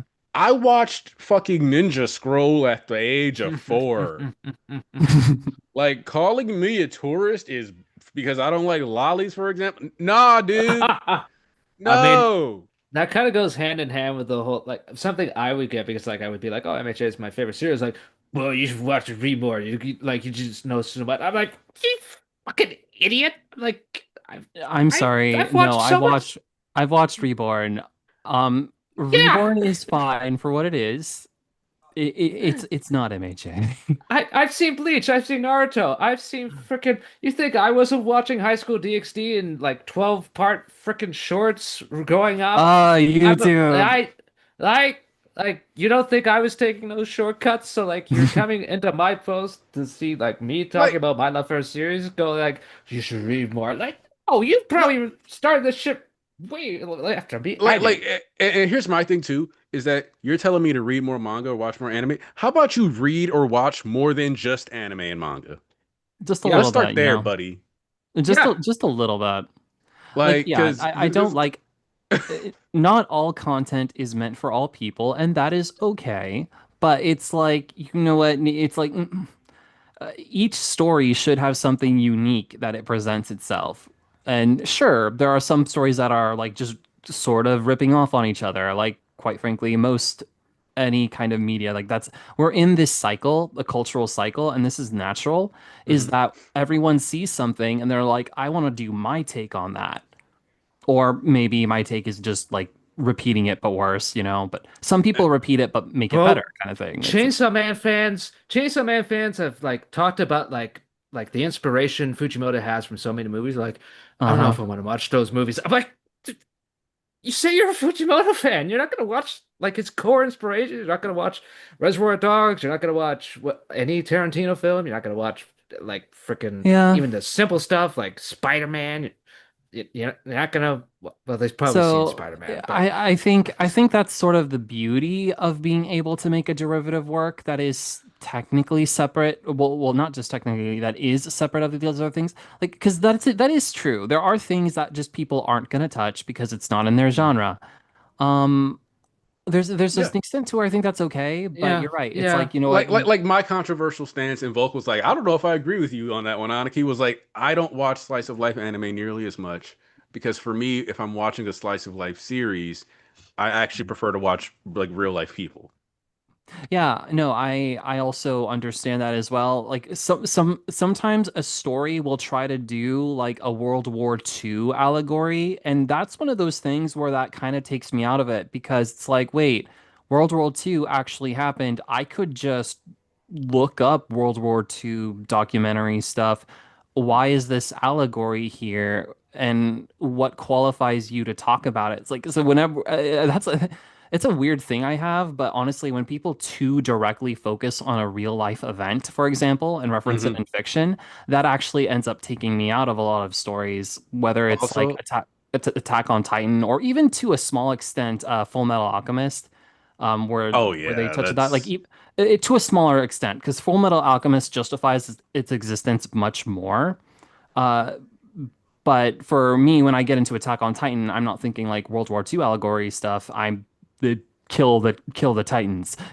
So, not that a series isn't allowed to do that kind of stuff. I'm just saying it as an example. It's like when things are being referential, certain things will take me out, and there are certain types of stories that I'm just not interested in too. Like I think that's valid to an extent. no, it is Um, because like so I like I like real romance, right? Like the idea of yeah. like my wife's favorite order from Culver's is specifically jerry-rigged poutine with a bacon cheeseburger that only has lettuce and pickles. I'm And glad you remembered my order, man. when I say jerry and when I say jerry-rigged poutine, what I mean is you get like an order of medium fries, some cheese curds, and you get an order of mashed potatoes because Culver's has that. And you put them all in there. But like that's and like knowing to get that order to me like that's romance, right? But like when I watch like a Lifetime movie that is like romance is you do random stuff in the park and you don't like no, I want show me day-to-day slice of life like if you're gonna like romance that's like real. And so like oftentimes I find romance movies to be unrealistic and annoying or Yeah. like the way that they paint relationships Yes. is gross or very like one-sided or there's usually like something to it or like almost every Kind of Lifetime incel. movie so many like I don't think a lot of people have watched Lifetime movies, but like if you've ever watched like Lifetime movies or been at your grandma's house back in like 2004 when and Lifetime was on, you've seen during the holidays especially, you'd see movies all the time where some girl goes back home and like basically cheats on her boyfriend because he doesn't care about the spirit of Christmas enough, and it's just like no, his job's just giga Yeah, important. yeah. Like I this is mean, it's like there's a Romance is a lot. very difficult and to taste topic because on one hand, I don't like it when it's too real because just from real life, I know that romance is much more messy, yes. generally speaking. Yeah, yeah. But also like Go give that back to it's your annoying. mom. If it's too structured, then it's like, well, that just takes me out because you're pandering. Well, Yeah. the one that kind of circumvents that is the before Sunset trilogy. Uh, Mm. I think that was really good with how it Oh, is I a heard romance. something about what was it? A Netflix series that was adapted recent. Well, I mean, was something about flowers. What was it again? Um Uh, Also, I I just want to don't. comment on the new fear that Tunisia unlocked for me. oh She no. said that she had a divorce a few years ago and her ex-husband won the anime collection. So there's a new one. Oh, Losing your book or like media collection in the divorce. That's well. I'm looking forward to whatever nightmares are unlocked when 431 is a death dead. Oh We're about man. to Come see on. some new kind of horror So unfold Oh I in God. real time once we're at least we're not meeting up again ready. for that, right? We I know Seth, you offered to come through next week, and I'm fine doing a stream next week too. Oh yeah, No no, I problems with was that. just throwing that out there, but whatever is clever. But for sure, like the last episode, we want to get back together, right? Like, Yeah, that would be Absolutely. fun. yes, I mean, because when else is the finale of My Hero Academia gonna air? Right? it's exactly. Yeah, I Um, mean, yeah, there's only I, so many. That's okay, actually kind of why I put pedal to the metal on doing like anime reaction stuff. Is like, wait, this is the last time. Like, I want to react to all of MHA now, but like, when are you yeah, gonna have the live experience again? Never. and that's something that like I'm thankful that I got to do with you guys like throughout like not only you guys but like the people who watched and stuff like Mm, that because it was just like yeah you like I I didn't really get FOMO always until like I really thought about how much like I really think about how much fun we've had like getting to experience things like weekly. Like that yeah. part of fandom actually is really great. And more importantly though, like getting to do it here because when you think about uh we've probably spent even if like if you don't not even factoring in Twitter, just like random interactions or times you guys have randomly come on stream, we've probably logged like 100+ hours just hanging out talking about manga Mhm. week to week Yeah.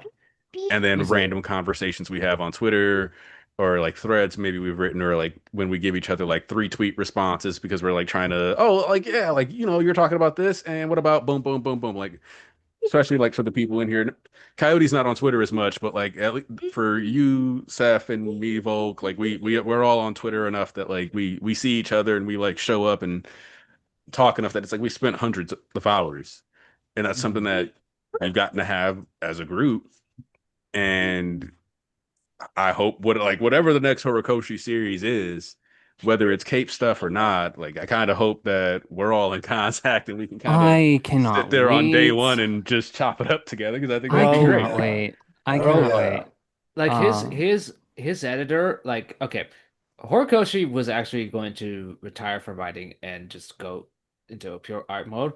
His editor shut him down. He's like, nah, you cannot do that. You are too good at this to stop here. You need to keep growing as a writer. So he's writing in the next series too. So that was like a vote of confidence, like because like that's kind of been the refrain, right? Like Horikoshi should not write anymore. He's not as good at it. He should just do the art. It's like, well, no, you are really good at the art and the writing. You need to grow both skills. Yeah, see, that's it. Like, okay, Gege's like, I'm gonna have somebody else do the drawing. Cool, great, whatever. I don't want that for Horikoshi. Like, no. I want Horikoshi to just go to a monthly magazine. I don't want somebody. I want Horikoshi's art, and I want his story. Yes. No, I admit I'm reading Modulo without even touching the rest of Jujutsu Kaisen. I'm waiting for the anime. I am literally reading Modulo because the character designs and the art I think are cool. And I will to Modulo's credit as a story, it didn't do the Boruto thing where like we got 70 full years to separate from whatever events happened in the previous manga. We're not following Yuji directly, But, for example. There's theoretical it's a new story, okay? As weird as it is. Majulo is a response to two things. One, it is a response to the end of JJK, which Gege said he was not happy with. Uh-huh. Two, I think he's not said this, but I think it's actually a response to 431. I think he saw Maybe. that and he's like, well, I think he saw how Horikoshi kind of closed things out, properly expanded on certain things.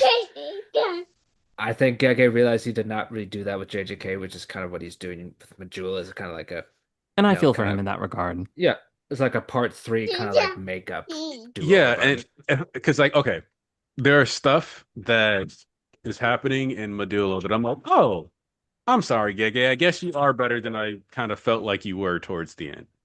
Like, because I am one of those people who started to feel like, okay, so I guess like to explain like where I really fell off the Gege wagon is like already in like Shibuya. I was like, man, half of this just feels a little like some of the stuff I don't care about. Like I would reread Shibuya and I'd be like, it's okay. But like the thing that kind of made me become very cynical towards Gege's writing was the Zenin arc. And because I remember I was on a Project Manga episode, right? Like I'm doing a collab with these guys. They're like obviously they were a small channel, but like they were really big JJK heads. Like they were really smart Yeah. about the series and just manga in general. Like now that channel is called, I believe, the Page Walker, and you have Shonen Pulse with Nox. So if you guys remember Project Manga at all, they still kind of exist. Nox is still doing stuff at least. Yeah. But I remember talking about how the introduction of Naoya and the Zenin clan really gave us a window where we could just really start just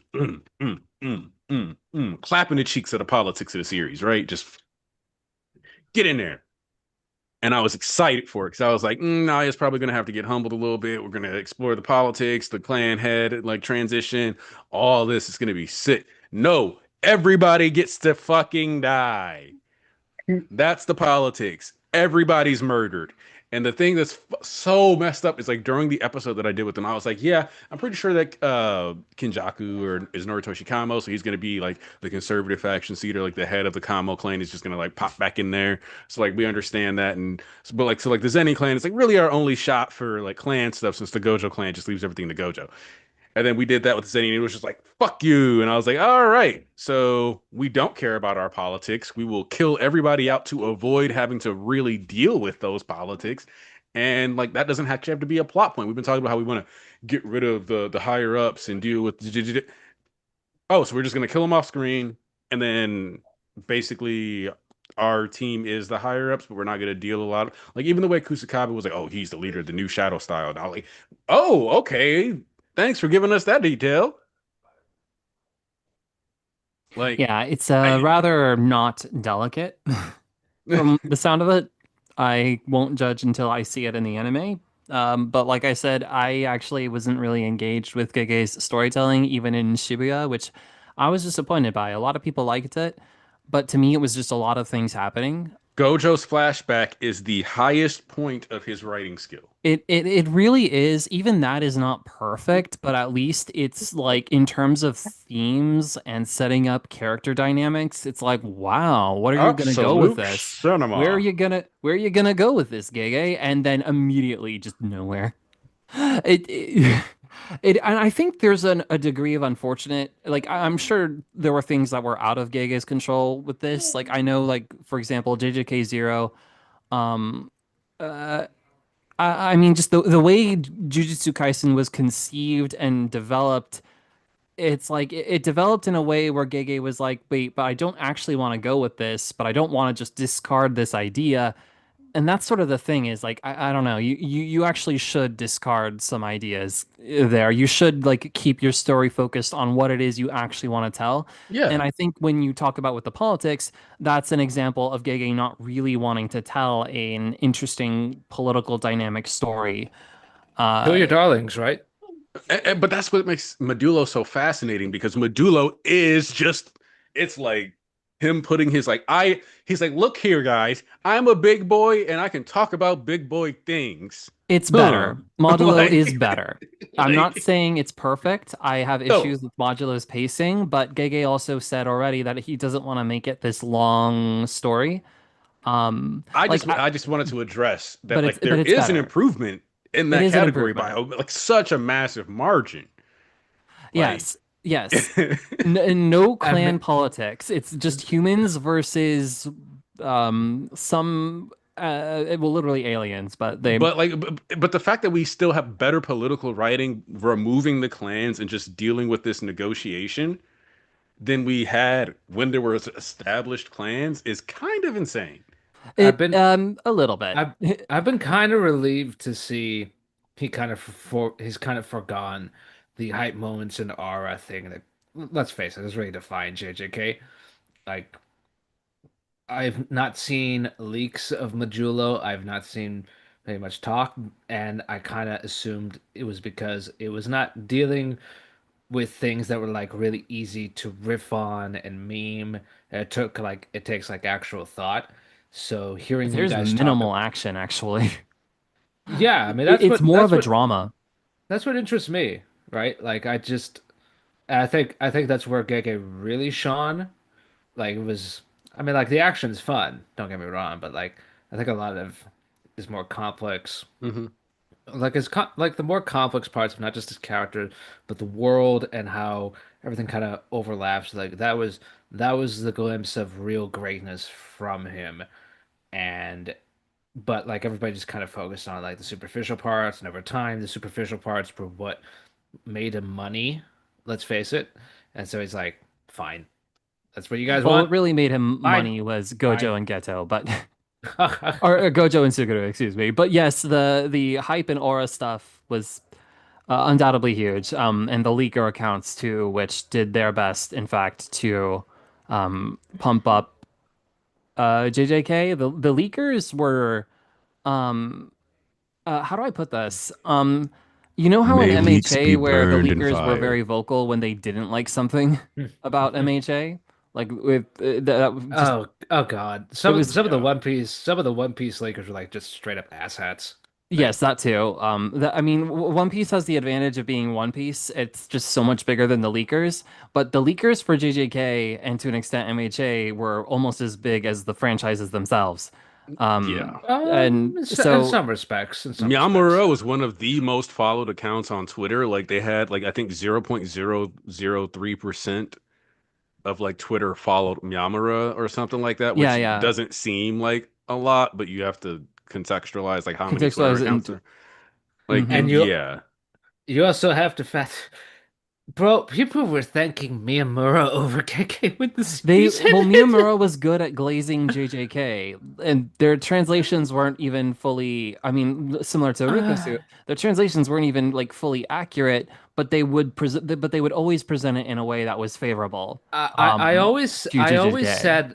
I always said that like manga leaks like reached a point where it was just sports commentary. Like Oh my goodness. it became about mastery of delivering the message, whether or not the message itself was accurate or not. And Yeah, unfortunately, we saw that really drag down MHA in particular, where like it was a mix of just bad information and like people just like waiting to pounce on bad information so they could shit on the series because they were yeah. like hung up on different things. Right. No, I'm thoroughly disappointed. It was disillusioning. I'm not here saying that Viz is by any means perfect either. I have issues with Viz's translation, but there were some errors with fan translations that I just do not quite see on the same level of Viz. Viz is like the errors that Viz makes. Some of them are at least good faith. Like how were you supposed to know this was going to be relevant, kind of thing. I Like with mean, the I lid mean, discourse.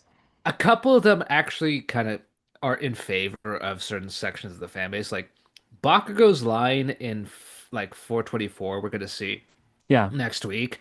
It's not even necessarily what he says in the English version. Caleb just made it sound like extra sappy to really, emphasize the moment, but it kind of doesn't say that in Japanese. I think in Japanese, in English, it's like, I thought we'd compete for the rest of our lives. And Japanese, it's just like I thought we'd just be able to keep competing, I think. So, Yeah, like Yeah. something Well, like a lot more subtle. Like we'll see how it hmm goes, but it is a very emotional moment. hmm I hmm part of actually what warmed me up to Bakugo showing up here actually with the Kurogiri thing. Um, I still am not like crazy about it because in that moment I'm like I don't really need Bakugo here. He already did enough. But mhm. the thing is, well, the thing that Bakugo references in next episode is that he was genuinely looking forward to this relationship with Deku of chasing and being chased. And that's sort of what you see here. This is like the one and only time, as far as they're aware, that it happens, where Bakugo is breathing down Deku's neck. It's like, don't you dare fumble here, Deku. It's like, Mhm. or well, not Deku, excuse me, Izuku. Just breathing down his neck. That's actually it's actually kind of sweet and I mean, it is sweet that he thinks of it now in this positive light. So it's like now you have like one thing to reference at the very least for what Bakugo is grieving for in next episode. He's grieving for that loss of a comrade you can fight alongside kind of thing and push each other to our limits. He gets to fully grieve that. So we get a I small mean, taste of what that would have he been with he that grieves that Kurogane. right. He grieves that right as like he appreciates exactly what What it he was. never Yes, that's what tragic. who exactly Deku is to him, and not only that, the fact that he never really appreciated him until, like, Yeah. let's face it, even after the apology, he didn't really appreciate him. Like, it was only that death experience, like literally dying and then literally being reborn, that he has like that new stance on life. And like he specifically says, Zuko, I am not going to get in your way anymore.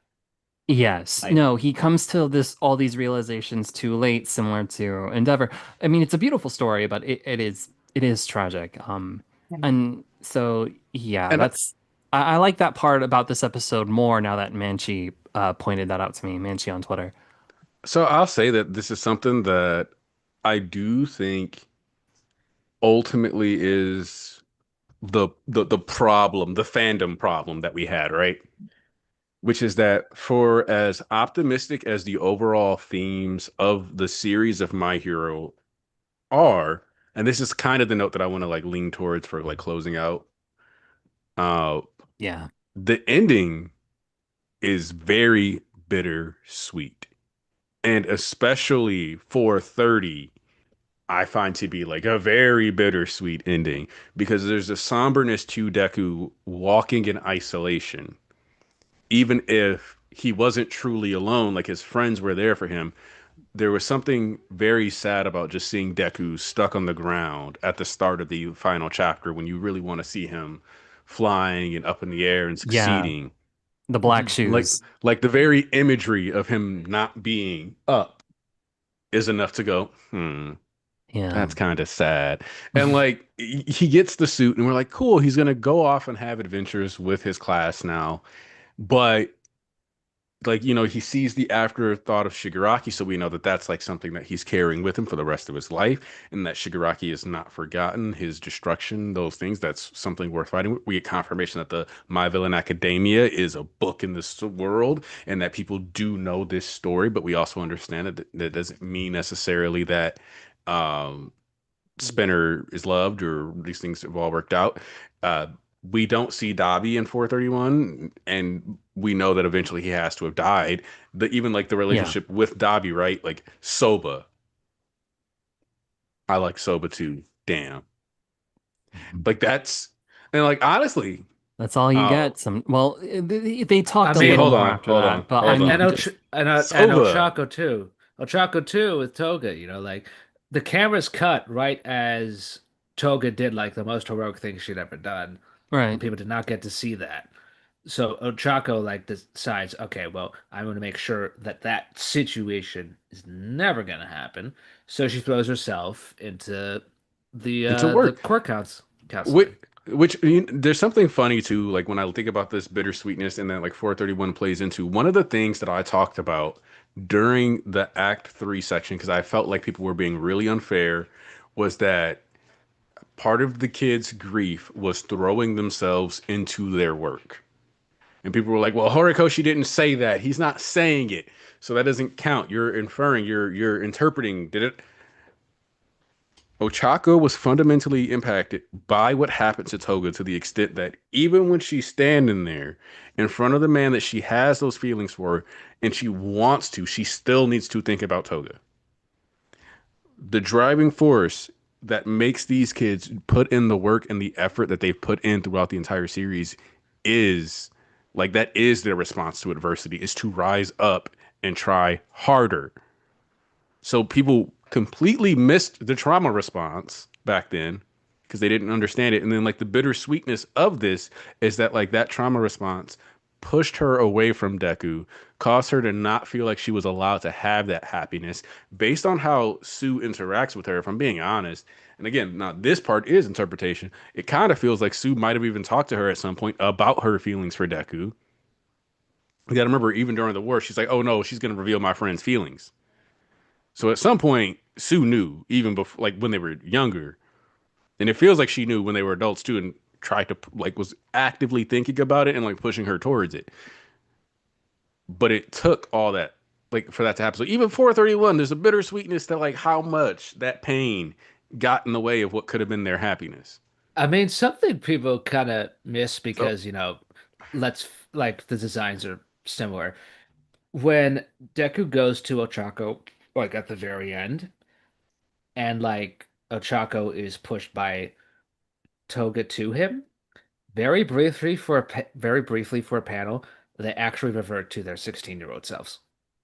It's not their adult selves, it's them as 16-year-olds because that is them picking up on the chance that they missed when they were kids because of what had happened. And like Horikoshi describes 431 as like releasing them from their struggles. That's why the camera stops. It's like because that is the point where they finally let themselves enjoy life to the fullest. Uh, Like I that's can't that's wait.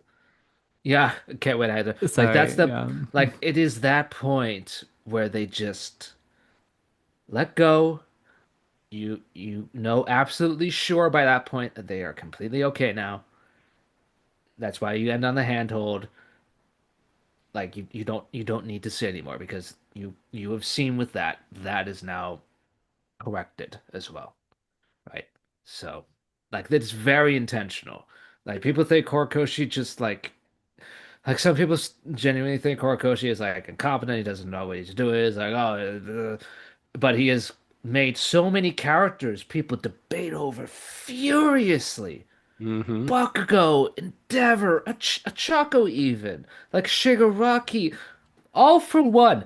The amount of people that think All for One is still some like goofy, idiotic, like generic mastermind, and not that that is a performance that he puts on, right? People are still talking about that. That takes skill. It takes actual creative writing skill. That is so, so difficult. He did it not just once, he did it not just twice, he did it with pretty much most of his main cast. That is really impressive. No, agreed. Agreed. There's so much to look forward to. I think with the remaining adaptation, I am really excited for Shoto doing his best next week. oh Um, man. I'm really excited to see how they adapt that. It's also just the last time we get to see Class 1A like interact as a class, or not the last time, but like just well, it sort of is. We only have three episodes left of this series, and I'm glad Class A is more or less there for all of it. Um, but yeah, I'm looking forward to how they do that. They really were able to elevate last chapter for me, and that's Mhm. honestly more than I could ask for. Especially when I remember feeling so disappointed about it when it first dropped. I think it's just the natural pacing of manga where it's like a page turn, suddenly we're here, Yes. that made it Yeah. difficult for me to enjoy. But when you have the anime, for one, the way Bones has to animate it, it just takes more time. So just naturally, compared, The flashbacks really helped. Like it helped a it lot. was I felt it was really bad it for was Kurogiri. it was Kurogiri, but also All for One. Like when Deku is going in, Yes. it's like All for One's just like, oh shit. No, no, no, no, no. Do not understand this about me. Like this is what he's been running from his Don't look at entire me. life. Don't Yeah. look at me. I don't want to be seen. I want to be seen No, how I want you to see me. I don't want to be seen for who I really am. That is perception is so good. so important. So like as a person, so one of my weird things in life is like, Everyone's okay, like that to a point. so what this is just an example of like how people like seeing people works and like what All For One is referring to here is there is a woman at my job named Minjo, and Minjo is like 6 feet tall. Cool. So Minjo is a 6 foot tall woman who was larger when she was younger. And when I first met her at work, I noticed that she was wearing like 4 inch high heels. Wow. So do you know what I asked her when I met her? Well, I was like, "Oh, are you healed?" And she was like, "What?" I was like, "Are you healed? Because you're wearing high heels." And like, not because of the pun, but because for a tall woman to wear heels that is takes very uncommon. that yes, that actually does take some degree of assurance, I would think. I mean, It you no, wear heels to show off your legs, but I mean, if you're tall, you don't really have a problem, right. I And would think. so when I talked to her about it, she was like, "Oh yeah, no, like I am healed." She was like, and she was like, especially like as a bigger girl too, like being a tall bigger girl. No, I had to like get over that and like because people were mean and stuff like that. I mean, I Yeah. probably could get you her number, but I don't know. Like I mean that like No that's a comment. weird. But and so like, but it's like I will do that because like when I look at people and I see stuff like that, I immediately go, "Oh, I can tell that this person has to." It sounds bad, but there's a certain level of like permutations that a person can experience, and there are certain opportunities and things that people will inevitably experience because of just certain things. You can kind of tell by looking at them sometimes certain aspects of what they will likely have experienced, and in Yeah. interacting with them, like tall people who like tall women who wear heels are pretty much guaranteed to be more confident than a tall woman, or at least on average, you can expect her to have higher confidence level than a lot of other women you're going to meet because she's tall and she's wearing heels and she that means she's not afraid to be bigger than you. Yeah. So there's like certain like and so I kind of interact with people a lot where like if they ever give me a flag like that, I talk to them about it because I find it interesting. And there's people who don't It like is. being seen that way. Like Mm-hmm. people who are like, "Oh, wait." Like Wait. there's and so Yeah. like that instantly let me know what kind of person she was going to be. And like who Mm-hmm. and now she's one of my best like coworker friends because she's okay being seen. And in turn that means we get to have conversations that like uh reflect your psyche. For example, another thing I Mm-hmm. noticed is that she was like outside of her door one day. She was like pacing, and she's like, "Well, I got a meeting in like 5 minutes, so I'm just kind of waiting." And I was like, "Oh, so like your dad didn't show up on time too, huh?" And she goes, "Huh?" I was like, "Your dad didn't show up on time when you were a kid too, right?" Like, I don't like waiting for meetings or like when I know I have somebody supposed to come pick me up. Like if somebody's gonna like meet me somewhere or drive me somewhere, I'm usually bad at waiting and like I get anxious, so I usually like get up and walk around and wait because my dad was always late when I was a kid. And so now I don't like waiting on people or being late myself. And she was like, "It was my mom, but you just gave me a lot to think about with myself." That's a little annoying. You're an annoying person to have conversations with, I think, but also an interesting one. That is annoying that you would notice that. So But yeah, like I operate trying to see people at all times. yeah, yeah, no, there are some things that people don't want you to see. And so that was so weirdly relatable at All for One. Just how All for One is overprotective is probably the wrong word I would use. But as an older brother, that's how I am. I would be overprotective of my younger brother. To him, he's like, possessive and weird It's about it. But territorial and defensive. It's it's like a your younger brother, like, and we're about that with our family. That's my yeah, mom, that's my dad, that's my brother. He comes at it from a creepier angle, but that is still in fact his brother. So like I I've mean, suplexed almost all my siblings. Do you think anybody is allowed to suplex my siblings though? Like no, no. Like no, exactly. So it's that weird possessiveness that is also weirdly relatable in a few degrees removed. So I love that about the humanizing aspect of MHA, and that goes towards heroes, 100%. All Might, I love how he is humanized, or how he's allowed to be human, and All for One, and that makes All Might better, to an healthier as well, just to be able to be that way. But for All for One, it's self-destructive. It's like, no, I'm the Demon Lord.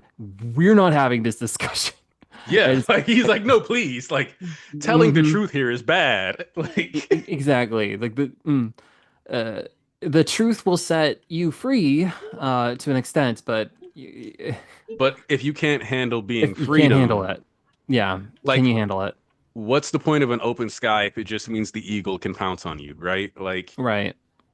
It's like we develop the way we develop as a response to the world around us. And a lot of people, I mean, even myself, it's like, you know what, no, I need to think this way. That's just I need it kind of thing, right?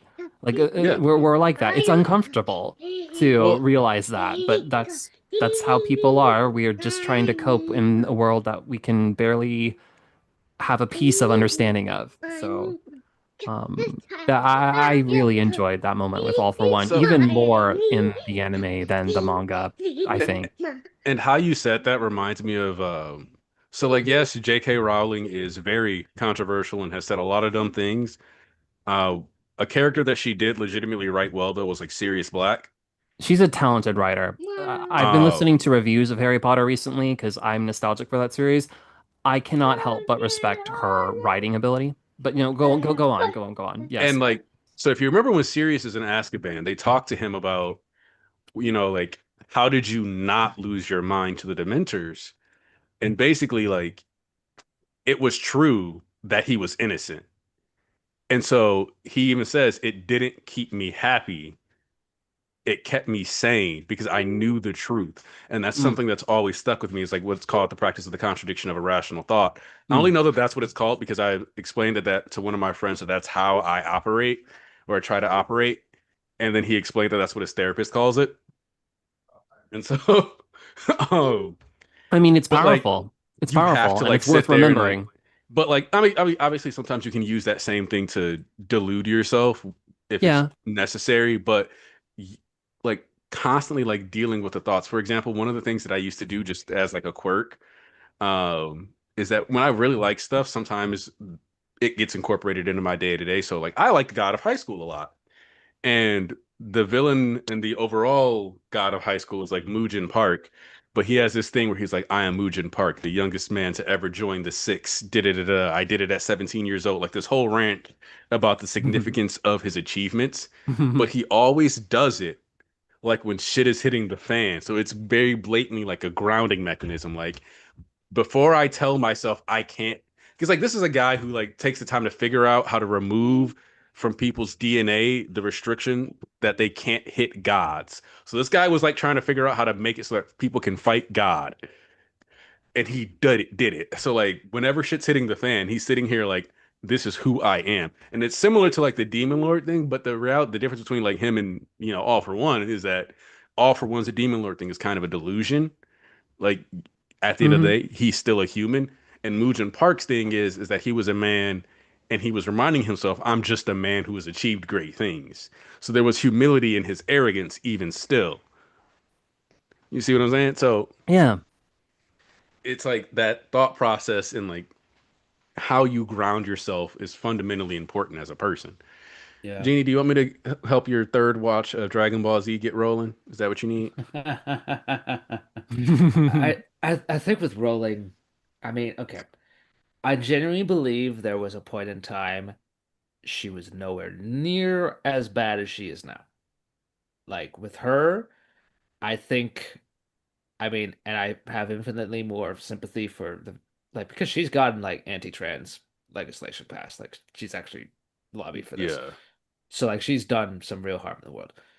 At the same time, I think she is also ultimately kind of subservient because she's like really chronically online. Like I think she's also been victim to tech oligarchy, to be honest, and Hmm. that's stretched outwards to where like that is impacting people even more now because of her like just like because this happens to old people, right? They're like shown things in the algorithm that stoke the fear part of their brain, and that just like it just snowballs. Like she's like I know she's not that different from your grandma who was once who was sweet once upon a time, but those underlying prejudices have just gotten the better of her, unfortunately. Uh, Again, no sympathy for her really, but I pity Yeah. her. Yep. So Yeah. So it's just like that. So, but yeah. That's gonna be the note we. Well, man, I don't know. I don't know if I want that to be the note we end on. Yeah, we Uh, have a way of getting away from MHA, unfortunately. Yeah. uh, But there's a lot of things that you could MHA the thing is a series that encompasses so much. I don't know. It's difficult not to tie it into other things that we experience. I think Well, it's great, but I yeah, think it's because MHA is a very like grounded story, it and is. so and that's always been part of the appeal is that like, and people always get on me when I'm like, well, like for example, we talk about the villain's ending, and people, I'm like, it's just a little It's unrealistic for them to live, and they're like, oh, but we could have unrealistic is a choice superpowers, word. and it's like it's unrealistic within the framework of the story that like because like there's uh, rules, right? There's always rules within a story, and so They like the have to. rules of the world in MHA. It creates the stakes. Like I've, so it's unrealistic in our world and in MHA's world because so much of MHA's world mirrors I, ours that it's an unrealistic end if they don't die. I, Like yeah. or end up in prison, which isn't a life. Like I think it's insane that people are like, "Oh, Dabi and or like Toga and Shigaraki died and Dabi," and then these same people look at Dabi's situation and are like, "It is insanely cruel that Horikoshi put him in the fucking mummy." Nigga. What do you That think? was the only way The they were going to get to realistic talk. solution is to like, just kill him brutally or shoot I, him. I like mean, I'm sorry. like the yeah, like that was. I'm like that was charity because he should have died the second he got frozen. well, But technically, he should have died way before that. Like he was keeping himself going through sheer Oh hatred. yeah. Like it just goes straight up. So that's like, you should not be alive right now. I don't know like how that's yeah, he happening. said this man gets a Hater of the Year award. Like also, I want to point out that I talk about this all the time, and I just want to like really highlight this again because Shigaraki being the protagonist of his own story is such a fun way to explore MHA because when you do it that way, Dabi is his deuteragonist and rival character, and it is so fitting that the only thing that sets Dabi apart from Shigaraki is the same thing that saved him is that his body is not fit for All for One. But Dobby's hatred is the thing that kept him alive with a body that should have been dead for over 12 years, which means undoubtedly a Dobby possessed All for One also has the hatred to burn away and destroy and It take was too out much one for hatred all. is the thing. Like, but yes, he almost guaranteed would have been too much hatred, would have burned out, whatever the case may be. I think it also makes like All for One being like kind of like even on the like he victimizes the villains too, right? Like people don't focus as much on this because there's so much going on, hero versus villain, but like watch those interactions again. Like one of the ones that always sticks with me is when All for One is like looming over Spinner I when they're can't like believe we're thinking of uh, the same thing. yeah, the flashback. Like the little flashback where they're attacking the hospital, and then you see All for One's hand just like creep in front of Spinner is like really predatory, and it's like All for One was ultimately like the ultimate villain for everybody, like both the villains and the heroes. Like All for One is like even more so than Deku in some ways. All for One is the main antagonist of Shigaraki's story, especially with how we learned that he was behind the scenes. Maybe Mm-hmm. not. I don't think necessarily orchestrating things quite as much as people believe, but shoving them a particular direction until it was time to orchestrate some very specific parts. I'm sorry, but the most awkward but hilarious thing that I saw somebody say is that All for One was practically sitting in the cuck chair to get Shigaraki made. Like, I mean, is it unhinged to say yes? Is it fully wrong? I don't know, man. Like, uh, I feel like if there was a cum bending power, he would have I got mean, it just to okay, make sure okay. Shigaraki happened. Like, I don't know, I man. mean, Like, I think like I've talked about this with him. Like he's a very perverse character. The reason he like holds people by the throat is a form of dominance. And like yes, it is. it's very AFO, interesting. like AFO, right? Like he's child predator, preys on everybody. That motherfucker is addicted to being a top. Like that is how he treats his villainy.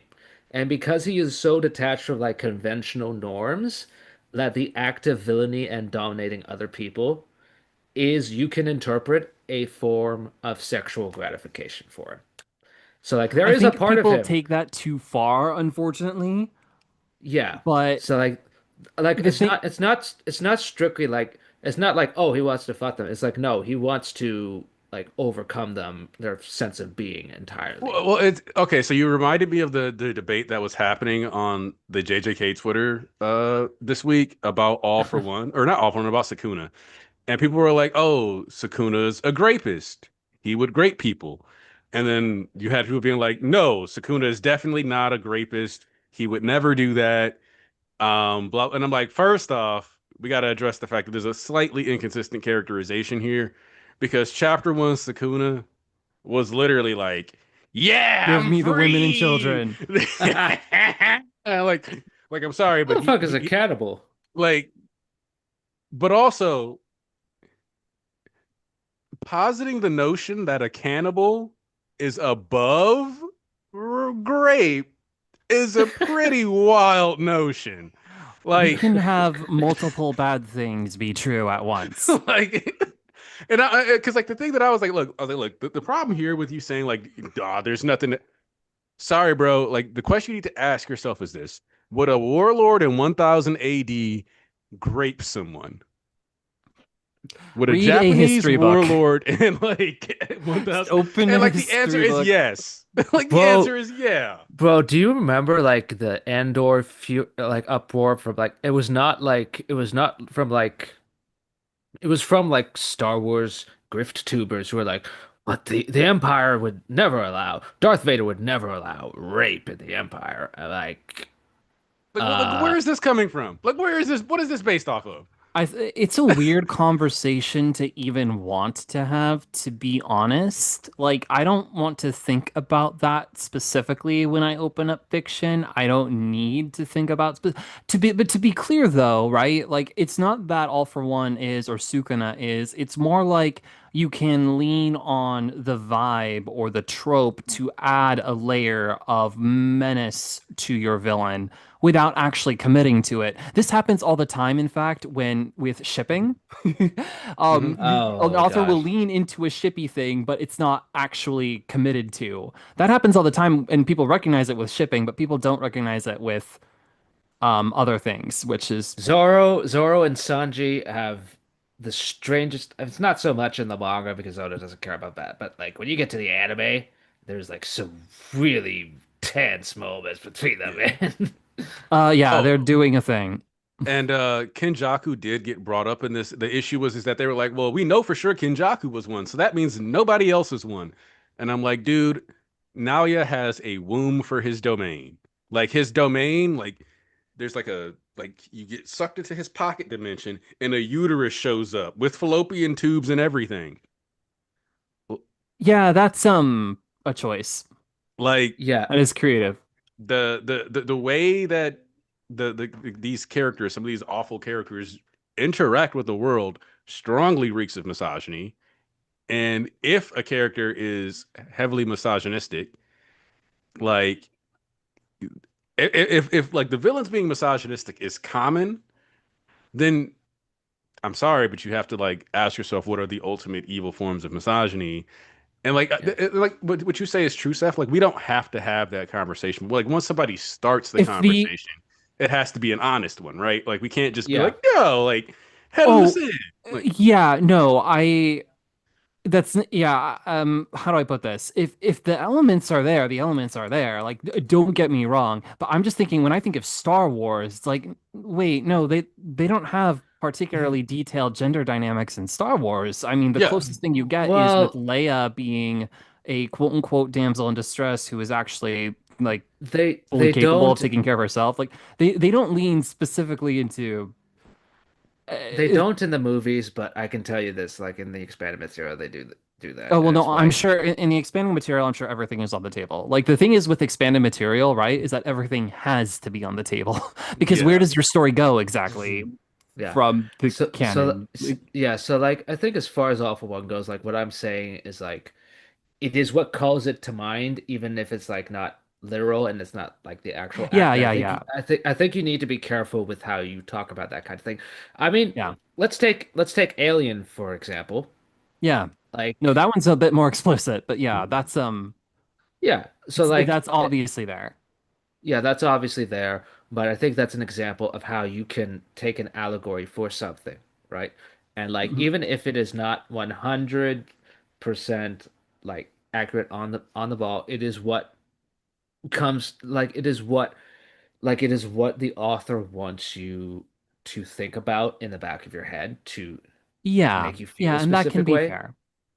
right? So with All for One, like I don't think he is an explicitly sexual character, but I think there is definitely that like the behavior, the way he stalked Shigaraki for years, right? Villains He violate, as they say. yeah, Yeah, yeah. villains violate while buck ass nude. I'm sorry, but when Tanya said that, that was the one of the greatest call outs because like that is genuinely an insane thing to say with your meat flopping in the wind.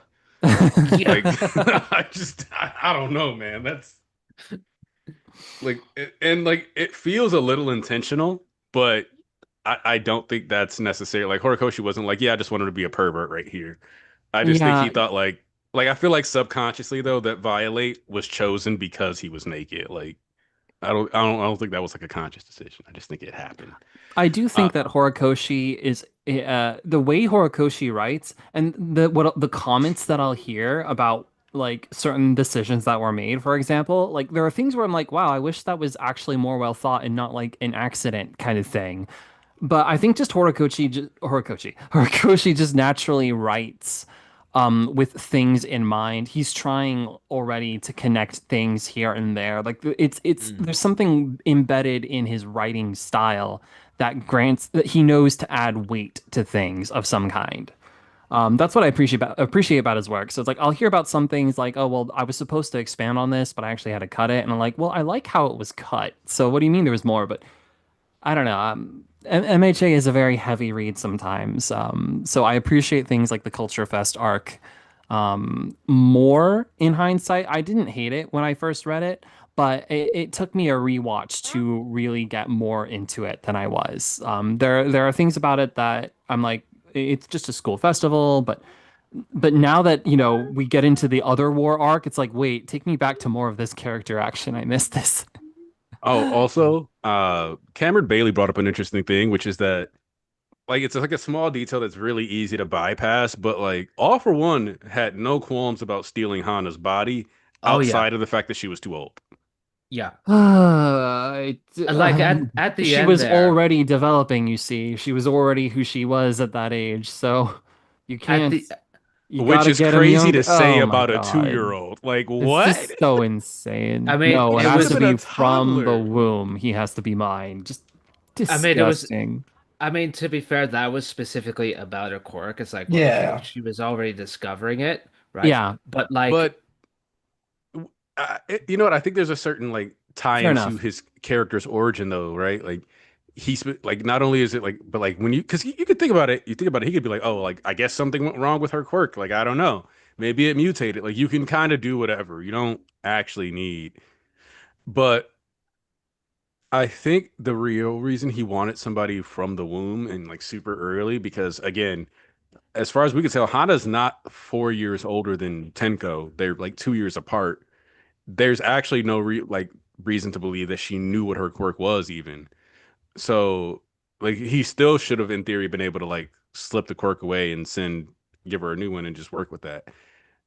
It's because he wanted somebody to replace not only himself but Yoichi because in his mind this Yeah, new body was going to be where he and Yoichi hung out. So like even Shigaraki's hair being similar to Yoichi, him being like lanky and a gamer, you could argue that like it because like, if you really think about it, why didn't All for One have Shigaraki in the gym getting gains? He likes his Why that's didn't supposed to he be an have him insult, getting man. buff? I feel like that's an inverse of the Deku thing that people talk about. Like, no, he had that nigga playing League of Legends. I play League of Legends. League of Legends is not good for getting swole, bro. League of Legends is good for swelling the It, blood it vessels in it's your you head. develop It's a good. certain kind of hatred, that's for It's good sure. for being a hater. That's all that matters. But like, Hate to but my win. point is really just like, yeah, obviously the doctor can engineer, but he had Shigaraki doing like no physical training really, or it doesn't seem like he had him doing a lot of it. And based on the way Shigaraki was able to progress after what was it, 40 days against Makia, if that, like Shigaraki's capable of grinding and growing. So if he had been willing to Yeah. give him the like physical training, I genuinely think he wanted him to like somebody he knew from the womb, like Yoichi, that he could groom and have be in the same build as Yoichi, look like Yoichi, and basically like love because he loved comics and games just like Yoichi would have loved. He basically put everything that he would have given to Yoichi to uh Shigaraki, which is the part of the reason, right? Like why it feels so weird when he's like, "Oh, like I never actually cared." It's like, you put a lot of your brother into this guy. I think you did. Yeah, there's Uh, something that he was trying to he was trying it really does feel like in some ways he wasn't just grooming his next him, he was also like replacing Yoichi kind of. That is what that feels like. I so mean, yeah, like I think even if the plan was like to kill Shigaraki mentally and like shove him in the back of the head, there would like we saw with like the Scream, there would have been some kind of after effect. Like I don't think he would have been able to escape the Shigaraki influence entirely. also, unfortunately, though, the anime did in fact give AFO a lot of aura and how he did that. Like the Oh my gosh. like that was it was evil as hell, but it was like, damn, that's kind of cold. I'm not gonna lie. Like, Oh, it was so good. I really that was so good. Get out of my body. Just I'm chills. oh like God, Absolute what? that chills. was Yours? The that was levels of gaslighting, or I don't even know if that would be like that's not I really mean gaslighting. I That's just I, him I think he stating a quote unquote fact. Like he presents himself as Shigaraki's god, and he really is. Like from just based off of what he is saying and revealing, I, like how I mean everything Shigaraki is I like mean that is so also terrifying. I mean, also the whole plan with like stealing one for all and the amalgam of quirks that he would need, it's like all for one, because he is like individually such a hollow and empty person to the point he's kind of barely even there. He just does not see the contradiction or the problem or like the inherent like impossibility of trying to parse through all these different personas because he Mhm. doesn't think it's real. He doesn't Like care some part of almost. him thinks, yeah, some part of him thinks it's like just irrelevant simply because he does not have much to define himself by. Like it's Hmm. wild.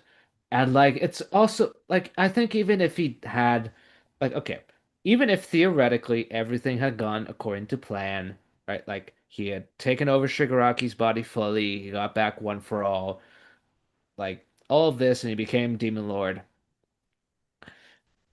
I think something would have happened that would just be like just he would not be able to account for because you are not just corrupting like this person and saying this is my body, like this is me, even though like subtracting Shigaraki's consciousness from that. He planned to bring in Yoichi's personality, but with that would come with the personalities of like eight other people on top of the personalities he has locked up inside of him just from stealing quirks.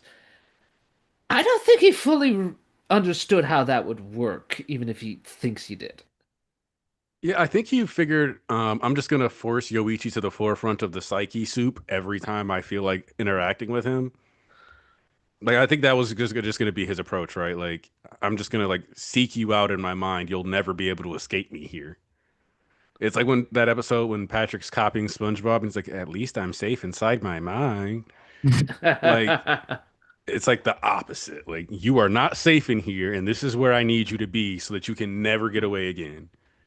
Like there's a genuine, dark, twisted, perverted love in All for One, and I think that's awesome. Like, Yeah. It is. And his defeat was just So satisfying. Just the anime couldn't really touch on it because the manga illustration is it's a visual cue. Like All for One doesn't mention danger sense at all. Hmm. But we know that danger sense bears with it a mental load that actually Deku had to overcome way back when it first manifested. So literally in the hands of All for One, with everyone looking at him and hating him, that literally debuffed him because of the danger sense that again Shigaraki stole. And just it's so poetic how a weapon in Shigaraki's hands, because it was a one-on-one versus Deku, it wasn't a big deal. It was an advantage. But Yep. because it was everyone looking at All for One, that was his undoing. His senses were dulled and everything by it. It's like that's so cool. It's my favorite use of danger sense, I think. Just really masterful on Uh, Horikoshi's part. Honestly, like one of the other things about like Danger Sense though is that like I'll say it wasn't even that good against Deku. Like, Well, Deku was able to turn it to his advantage yeah, because like he he's exploited Deku. that so It, quick. yeah, he was. Yeah, it's because he's Deku that was like, that is still a dangerous weapon in Shigaraki's hands. But Yeah, it if he was was fighting anybody something but Deku. Deku. Yeah, Deku was Yeah. able to overcome it, but it was still an obstacle. It's you know what's also cool about that? Like it's worth mentioning like that like everything like so Deku shows up and he fights Melvin, right? Mm-hmm. Rolls him Mm-hmm. because like basically that was all for one's chance. Can you with raw physical power do to Deku what All Might did to you? Are you as good as All Might? Yes or no? Can you actually be on his level? And the answer is no. So like already All for One's going to lose. You are not as good as Deku. Then you turn around and then you give him all the quirks, and then you say like, "Can you win with?" No, because Deku has a higher battle IQ. Why? Because he actually values the quirks. And the thing about like All for One, that is like what makes him the true polar opposite. And he projected this onto Shigaraki. And now that I think about it, it's worth noting that what he said is like totally bullshit because he says, "I'm not taking Fiber Master because this quirk doesn't fit Shigaraki's disposition." But when we see Shigaraki using quirks, when he's fully in control, one of the first things he does is combine air blast with radio waves. So Shigaraki has no problem doing complex things with quirks. He's willing to do it. Yeah, that's true. There are things that All for One projects onto Shigaraki that aren't, and that's just All for One sees what he wants to see. And like, That's true for but anyone, like but with Deku, it's like he also exploits search, right? Like he exploits constantly. I know how all these quirks work. Therefore, I will beat you. Like I'm going to use smokescreen, which even though you can still see me, and smokescreen is still going to do what a smokescreen does because you're going to see me with a quirk that will let you see me in multiple spots because I can exploit that because I know how this quirk works. yes, So like yes, no, I love that whole final fight. every quirk that we know of that was like stolen, like that we saw stolen or we saw the character get it stolen from them, bit them in the ass during that fight. Like even think about it, like even Hawks, all right? Like the Hawks quirk vestige is like, yeah, nah, bro. I rizzed up your vestiges. You don't get to Yeah, do shit. Like yes, it always comes back to that, and that's interesting. And like the part where the vestige tells or exposits for us because Deku really truly does value quirks. He loves quirks. Remember, quirks are they more directly translate to individuality. Um, yes, this is one of my just favorite MHA facts. yes, it's so good because when you see that, it's like Deku, he values people for who they are, whereas All for One is sort of he's Yeah. only looking at the power. Yeah. All Unironically, All for One values the quirks, Deku values the individuals. Yeah, Yep. I mean it's such. that like it's why Mm. Deku works so well. Like, and All for One is beaten because like as opposed to him where he just subjugates and forces people like as non-individual collective just to serve him to win. Deku and the others win because they are fully individuals in control of themselves, their lives, and they have overcome all of these challenges to get to that point where they're fighting him in front of Mount Fuji. Like them coming together as themselves individually, all working towards a common goal, for collective good, but still as themselves, like All for One's really stood no chance against that because he had never ever put in the effort or like had the empathy to connect with people like that. Right? Yeah, It's the power of friendship, like, but it's done really, really well. it's done so good. Hey, that's real. So let's see. It sounds like my daughter's having a fit, so we're gonna have to switch gears. I think now is a good Yeah. So, stopping point. but there was one thing that somebody said was a great rap topic that I did want to get you guys' minds on, Sure. and which is basically Mhm. Jump Festa announcements. We got Red Stage. What are you guys Movie. expecting? Movie? Movie. That's It's it. I mean, it's got to be a movie because It's gotta be a okay, movie.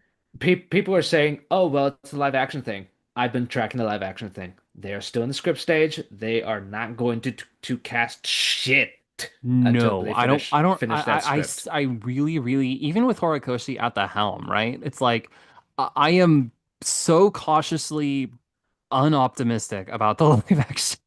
I mean, if it was not a movie, it would be a blue stage. Like last year, they announced Vigilantes. They've already announced Vigilantes season 2, so it can't be that. Hmm. You'll probably see a trailer since, you know, like it literally airs the next core. But um like a red stage, they've already announced All's Justice. Like is a gotcha game really gonna garner that There's much no way fanfare? they're rolling out the red carpet for a gotcha game. It would have to be No. like the most ambitious game ever for them to, no, If it's, they rolled out the red carpet for a gotcha game, I would actually give up hope on Shueisha, I like just, entirely. there's no, Oh it's a God. movie. It has to be. I mean, and it makes sense, right? Because we still don't really know what the suit does. We've guessed, Exactly. That's the but easiest they lowball.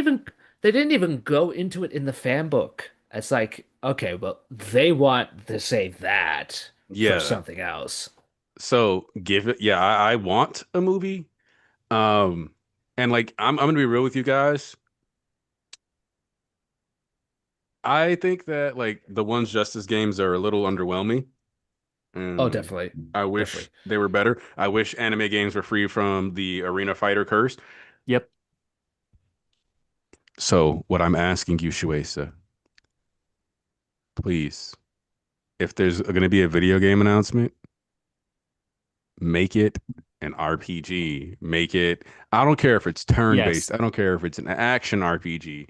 Oh I my like. gosh. I don't care if The it's fantasy AU that everyone has been like, asking for, yeah, legitimately. like just give me something that's like not an arena fighter, something that I actually want to play. Like Inuyasha, which I know this seems random to bring up Inuyasha, but Inuyasha had a game. It was like Legends of the Cursed Mask or something like that.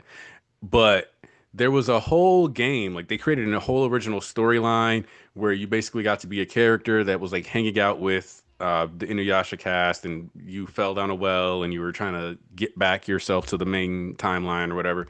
Do something like that. Like you can give me a Yes. completely original Please. story with original characters and then just have them interact with the audience. I don't care. I'm fine with that. MHA Like, is a series that's like I feel like would do so well with an RPG framework. It's just never been allowed to do that. And the one time they did it was for Strongest Hero, which had such a That collapsed BS. so badly. Oh Well, God, it's it such a happened BS around the time like of the China ban, to be fair, but that one, even at yeah. base was not, that was not it. It also, looked not a good. It phone game. started good. Not a phone game. No, not at No. all. But the I liked progression the system in that is PvP, so but that's about bad. it. Yeah, the progression system in that was so bad, killed the game, unfortunately. It was no. So yeah, like just shoot, if there was a My Hero MMO that dropped today, I would have my first MMO. I mean, I think you could like floated this idea before. I think you could do a Persona style MHA game where it's like you follow the calendar year, right? And you go through the different events. Like, I mean, I don't know if it's even main storyline or not. You could like you definitely have like the world is big enough you can easily do that, right? So it's just I mean, it's tough. Bandai Namco make the games less to make money and more to just promote the brand. Like Shueisha should pay them Hmm. for it. I am And like So I yeah, th The only ones that really break through that are Dragon Ball and Naruto, and Naruto was lucky because they have Cyber Connect. So People still talk about Ninja Storm 4. Yeah. yeah. I just yeah. So for if it's a game announcement, please don't be another arena fighter. Please give us something more in line with the spirit of the game. If it's a movie, I saw somebody mentioned in the chat, they were like, the cyber war was brought up, and Nah, maybe leave it's that in a the lore. like That's so just nonsense. so like It's I good nonsense, but that's just nonsense. the one thing I will say is that one of the funniest things that ever happened for me as a reader of My Hero, and like it's one of the reasons why I always like sometimes joke that Horikoshi used to watch, was like I used to talk about how the way the robots talked indicated that they like likely rebelled or would rebel. And then eventually he did confirm that there was a robot rebellion at UA. And I was like, thank you for confirming that because they say so many things that like strongly suggest that the robots would be trying to fight. So yeah. All right. Well, my They want daughter to make is Skynet, screaming. man. Sorry, yeah. Uh-oh. I am going to go. I have to. I appreciate you guys for coming through. It was really fun. Next week we can do something if we're feeling it. We'll play that touch and go, but for sure we'll do one for the last episode too. All Yeah. right. Sound The good? last one for sure. Hell yeah. All right, guys. Awesome. I gotta go. You take care. Thank you. Me too.